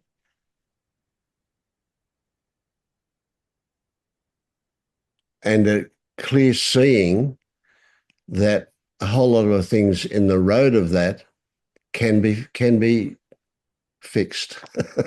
Sorry to use that word. The, you can change your beliefs about those things. You know, they're based Yeah. on fantasy, a lot of them. Mm-hmm. And now however long it takes to change that, because of your persistence, I'm optimistic about that as well. And I don't care if it's 5,684 times that we talk about something, it'll happen if it happens. Yeah. Generally, what happens is that we try and look at it from a slightly different perspective, one that will resonate with you. And when that resonance Mm. happens, a belief changes. Yeah. And what I also know from experience is that changing allow a belief that gets dropped often would have supported a whole lot of other beliefs, and they will also go when that base one gets dropped. Mm. So it might seem like there's a lot of different issues, Yeah. but they all come down to something, the same thing. Something like Mm-hmm. control, for example. Something like I have to maintain this attitude in order to get through life. Yeah. Yeah. There's a fear that if I, you say there's no right or wrong and all that, that I would no longer be guided by, But you love would. and peace and stuff like that, like wanting those things and Yeah, yeah, implementing them. yeah. But see, there's a big difference between an ideology that says this is right and therefore I obey the ideology, and a recognition of consequences, which turns out to say this is right. And we come from one or the other. There's a huge difference. And when we are obeying the ideology, we're a slave. When we recognize the rightness of it, we're a creator. It's a different thing altogether. Mm-hmm. And a lot of what I hear you talk about is stuff that comes from ideology. Mm-hmm. Now, we don't fix that by repressing it or denying it or attempting to change it. We fix it by recognizing what it is. Just recognition. So powerful. And that's been happening for you. That's happened in a few areas already, quite significant areas. And if you look back at how you were 12 months ago and compare it to how you are these days, I'll bet you can see some difference. Yeah. If you look at yesterday and today, it's really hard to see any difference because it's too subtle.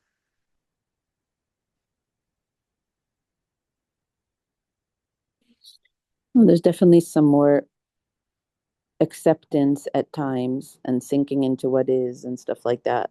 But Mhm. Yeah, no buts. That'll do. That's nice. yeah. I mean, I wish it was more, but yeah. Okay. And that's just what's there. You wish it was more. Great. Okay. Yeah. That's just what is that? Is that impatience? Is it? Yes, it's like I want to recognize all these beliefs and get rid of them. I can't anymore. It's like Ugh. Yeah. And that's there. There's frustration. Well, that's great stuff. That's motivation, isn't it? Yeah. Yeah.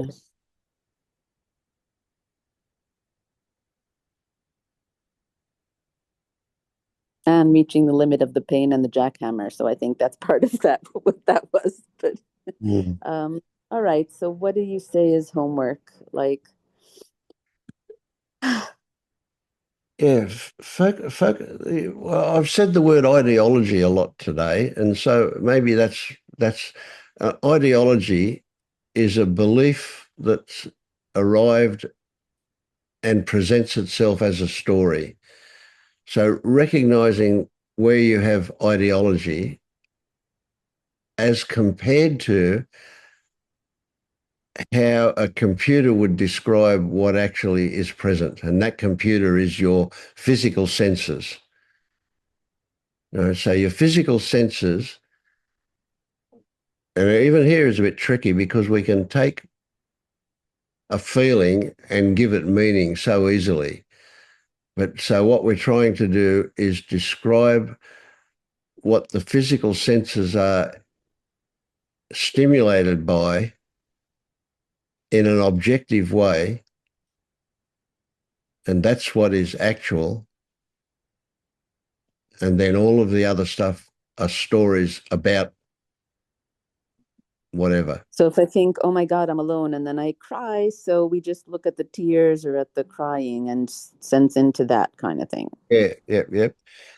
And at in the beginning, and that's good enough at this stage. Well, it's not only good enough; it's very good at this stage. That you just allow yourself to feel whatever wants to come up. Allow the body to Mm-hmm. express whatever it wants to express.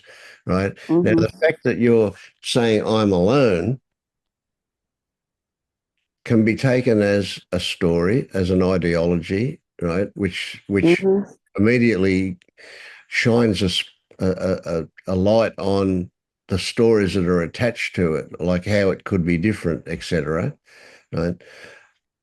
But you are alone. But does that mean you are lonely? So when we look at the details, there's different things. So if you've got a remorse or a despondency or something like that, if you're experiencing that as well, that could be what you would call loneliness. And does that come from the other stories that are attached to it about how it could be different, right?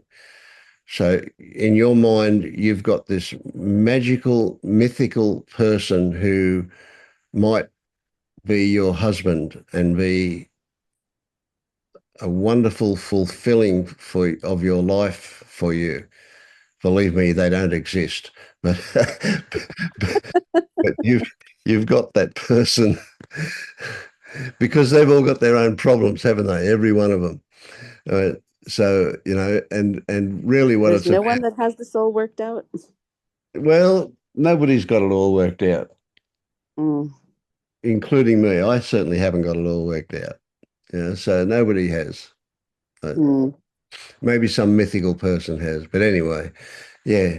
So again, just recognize that it's a tricky one. There's a subtlety there that says that's a story, but the story is a reflection of what is actual. So recognizing the two components. So am I alone? That can be a reflection of what is actual. Does that mean I am lonely? There's your story that comes in and starts to play with your emotions. So all I'm saying is not to change anything that turns up, just recognize it in detail. Go down into the details of what it is and examine it objectively closer. Get closer to it. Look at the details of it. What is actually going on here? If I say XYZ, look at what is that? Is it this or is it that? Is it this and that? That's more likely You than mean sensation? yeah. So if so any sense so the thing this is the thing, the direct experience of a sensation happens and then a millisecond later stories about what it means turn up. And we can mistake, You failed, God hates you, etc. Yes. yeah, we can easily mistake the stories for the actual physical stimulus of the sensation. And so the difference between them is so it happens so quickly that we can easily miss the connection Mm-hmm. between them. So basically going back into what is here and divorcing it of, in other words, and realizing what's differentiating, discerning what Yeah. is story and fear and fantasy and what are you actually experiencing in this moment. I guess the one thing that's kind of stopping me from doing that is, although I do that, but one thing that holds me back is that fear of, am I in denial by not the thing? And you're saying don't worry about that. If something's an emergency, you'll take care of it. But like to in other words, Can you recognize the that whole as a theme story? of,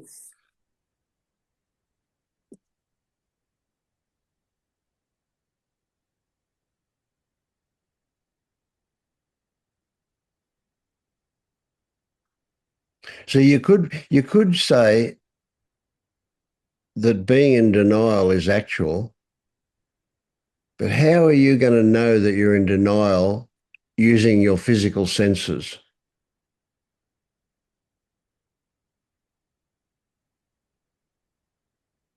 Is it your sense of taste or your it's sight? suppressing the thoughts. Suppressing the thoughts is Right. How does that happen with other thoughts? So, okay, dismiss that for the moment. That's it. That's not actual. That's a story. And then you respond to the story. Oh, and your response is actual, isn't it? I have a certain feeling as a result of that story being here. But if I didn't have the story, would I have the reaction to the story? Probably not. Do you follow that sequence of, yeah, and I still feel that those are clues that egg me on and kind of are the horsewhip of my life, getting me to take action. So it feels a bit scary to drop those. yeah, But yeah. Right, and that if it's, you're not just saying that that's scary, you're experiencing being scared at the idea of yes, dropping it, right? yeah, That is actual. Where do you? That's a tactile experience, isn't it? That fear, hmm, feel fear. That's a tactile thing, and it came from a story. No, it came from believing a story. yeah, So as much as this feeling scared is real, recognizing that it came from a story, what are the options that pop up then? yeah, It's too late this time because it's already done. But maybe next time, when I recognize that that story is there, I don't actually need to feel scared because I can see it's just a story. Maybe, maybe it'll take a few goes at it before that happens. Oh, okay. So what we've got is some deconditioning. yeah. And it's very, very scary. Yeah. But So we're not trying to deny anything and we're not trying to change anything. We're just trying to look at what is actually there and yeah, see whether it's comes in through the senses or whether it's just a story now. And so these things do happen pretty fast. And so it can be just a story that can then have its own actual sensory experience afterward. yeah. And again, when fear and electric shocks of like, these things that hit me, danger signs and whatever, it's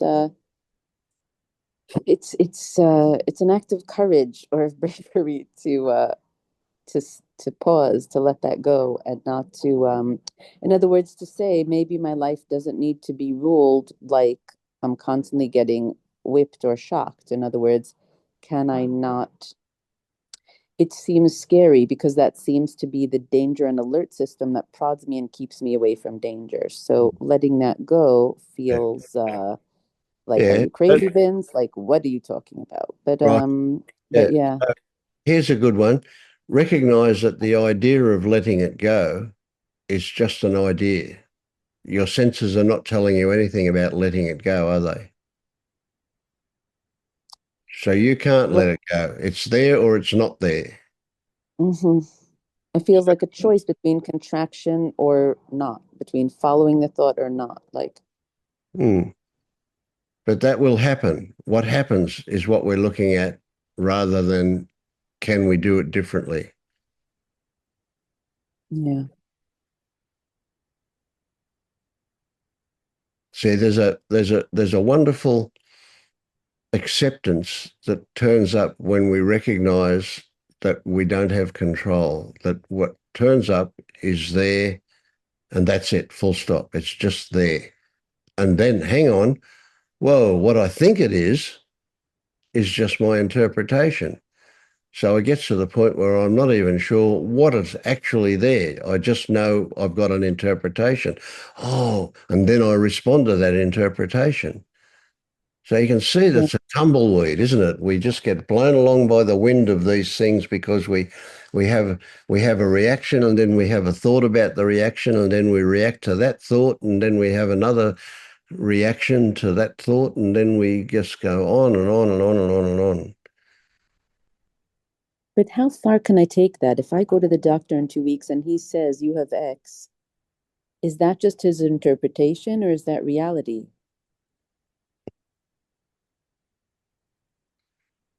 I don't know. Byron Katie once spoke about it years ago, and I didn't pay much attention. She said something about like if someone said I think she had cancer, I don't know what, and she's like, I don't know that, and I don't know something like this. So that's Hmm. where I become like, what is fantasy? What is reality? What is interpretation? Because I love that and the self-fulfilling prophecy. Like I don't know, where are you taking it too far? I'm Yeah, asking yeah, myself. yeah, Like, exactly. Yeah.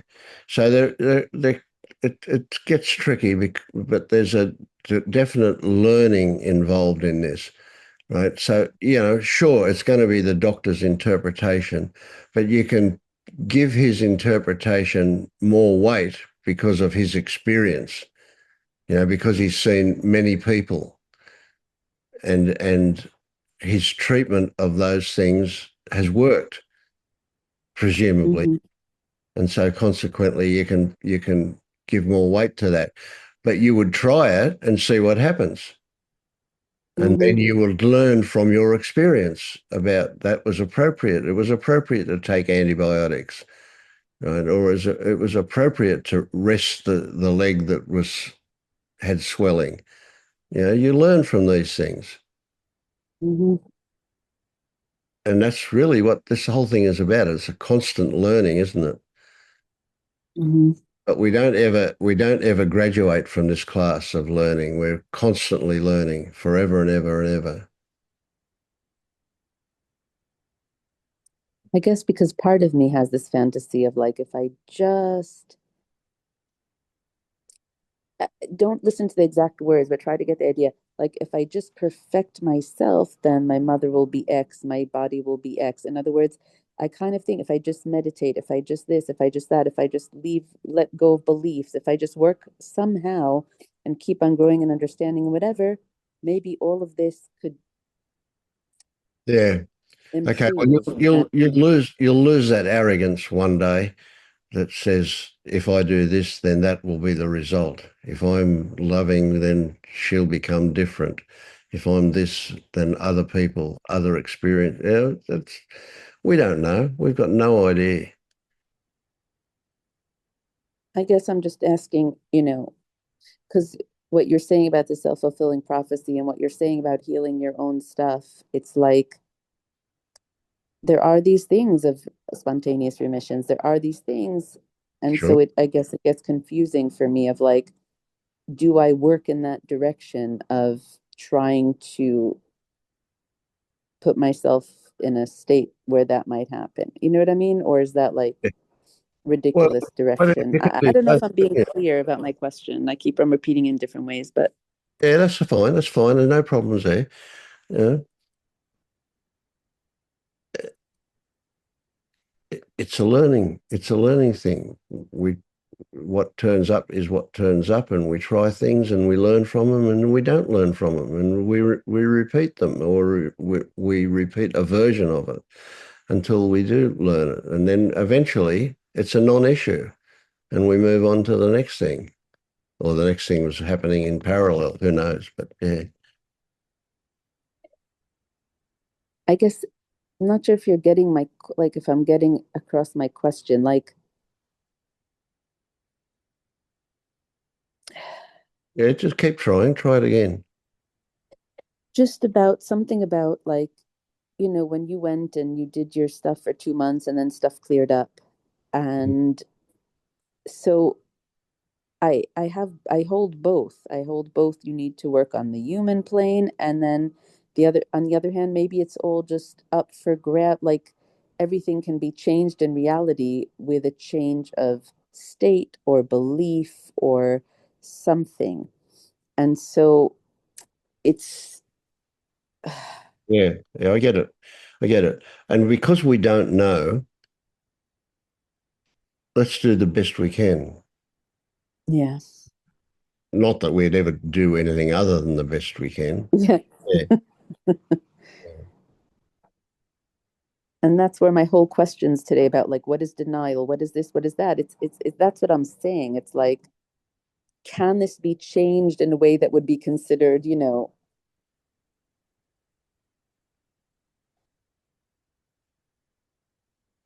Yeah. unusual, Like miraculous? I'd Yeah. say your stories about denial and your stories about naivety are both worth instant dismissal. When you recognize that they've turned up, just add a label to them that says invalid argument, go away. Now, they might or might not go away, but add that label to them anyway. Because then you're never going to get satisfaction going down those two roads. Right? If there is denial happening, Wait, Vince, hold how on. Maybe a better can way you of know putting about it? Eh?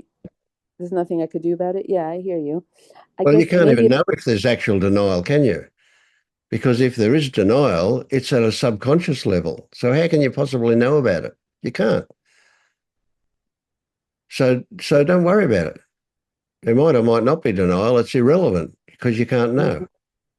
hmm And the same with naivety. Naivety is we talking about innocence here, or are we talking about something else? Is it denial, not naivety? But so again, you can't know. Dismiss it. If it turns up, recognize that it's turned up. That's an acknowledgement of something, and then dismiss the follow up. You don't need to follow up on it. It's because there's no satisfaction going down that road. Certain things. Is there a God? Is there God or not? You don't know. You can't know. So dismiss it. It's irrelevant to you.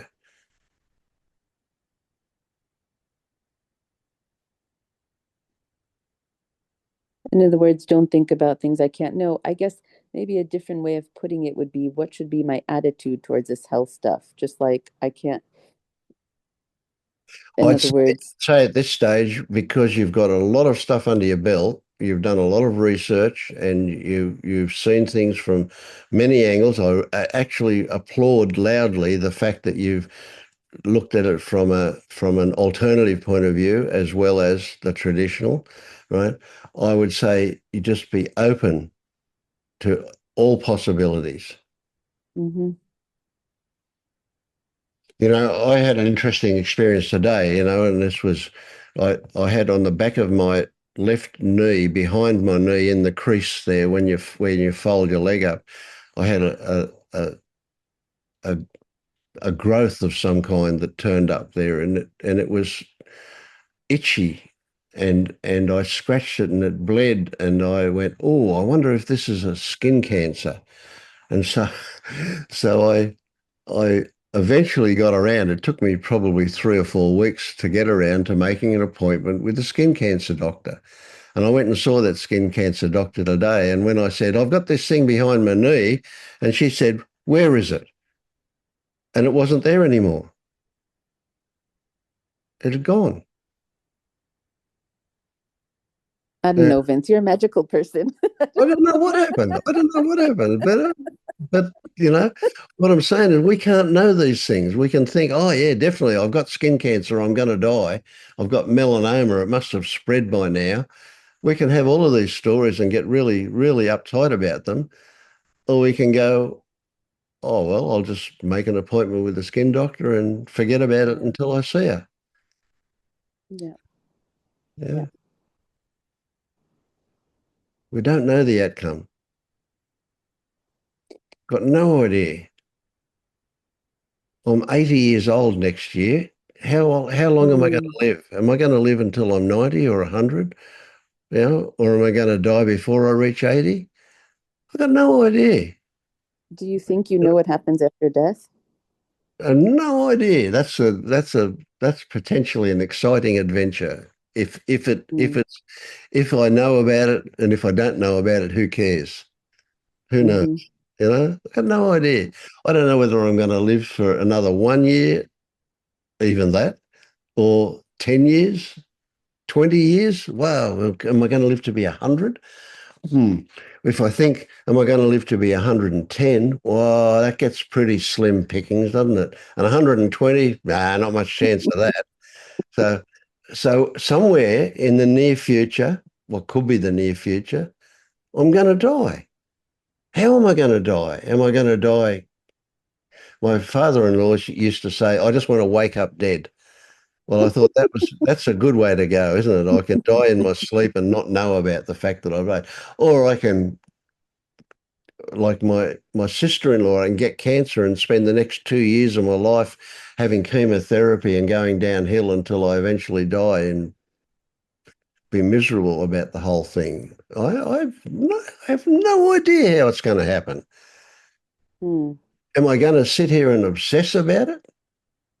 No, I got much better Or things to start do. being compulsively healthy so that you never get cancer and like doing this and that and the other thing. Like, Well, what am I going to die? I'm going to have to be run over by a truck or something. yeah. No, you know what? I've got much better things to do. I'm going to go and play golf tomorrow. Hmm. Yeah. Mm, Nice. yeah. Yeah, it's crazy stuff, isn't it? Interesting stuff. Yeah. Yeah. And the interesting turns into magic when we just immerse ourselves in the details of whatever's available to us, which in the end includes not knowing. But we just Hmm. all we can know is our experience. And when we're not believing stories that direct our experience, it's pretty magical. A lot of it is very magical. But but let's say someone had cancer and they're not sure if they'll go into remission ever or if it'll recur or if it'll be painful. What would you tell them? What attitude to have? Well, hopefully, I'll be smart enough not to tell them to have an attitude of any kind. But yeah, if I was to get cancer, what would be my attitude? I don't know. I don't know. I mean, I've had cancer. I had bowel cancer, um, but then that was Would a you long think like I'm time gonna conquer this and I'll meditate my way out ago. of this or No, like but I would probably put more like I would put more effort into meditating more.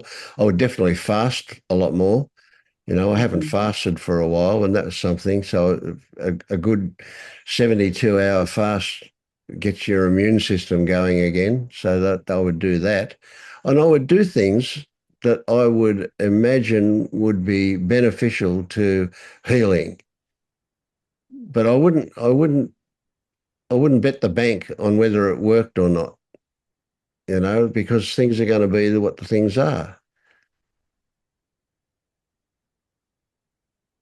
One of our most enlightened people, at least reportedly, is Adyashanti.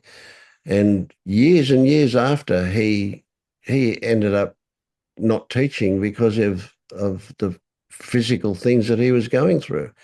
He was really, really sick. It happens. Nisargadatta died of throat cancer.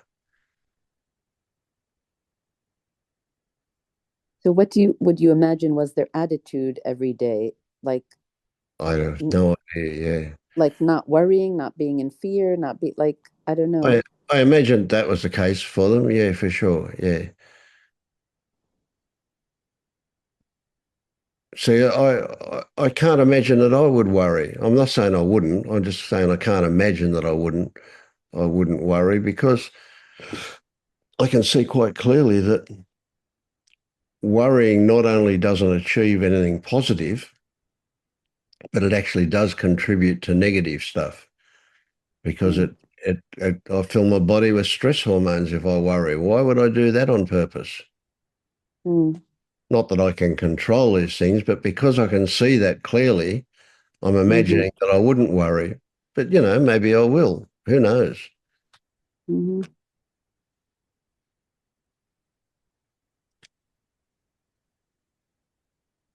Maybe I'll become unawake and be a sniveling mess saying, I don't want to die while I die. Who knows? Yeah.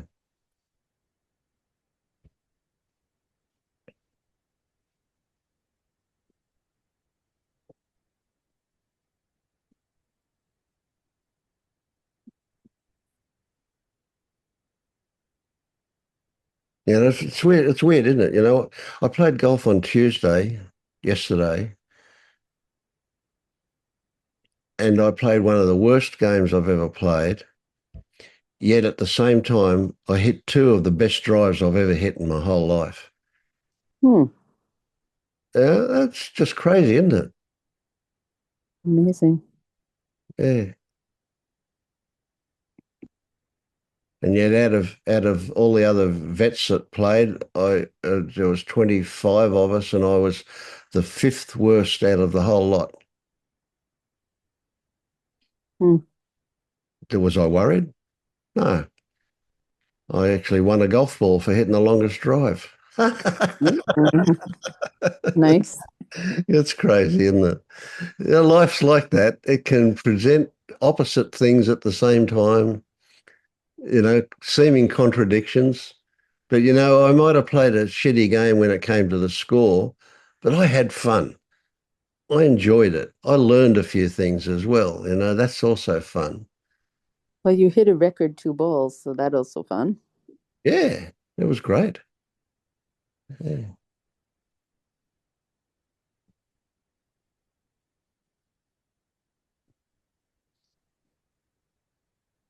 And I was momentarily angry. Well, not about angry, but yeah, well, let's say angry, but a bit frustrated when I hit a miss hit and put a good ball into the bush and lost it. Mm. Yeah, that was not pleasant, but it was no big deal. It was over and done with fairly quickly. And then, as it turned out, I played a second round of 9 holes, and the fellow that I played with found the ball I lost. So there you go. Mm. So Nice. what a waste of emotion it would have been to be really upset about the fact that I lost it when it got found. Mm.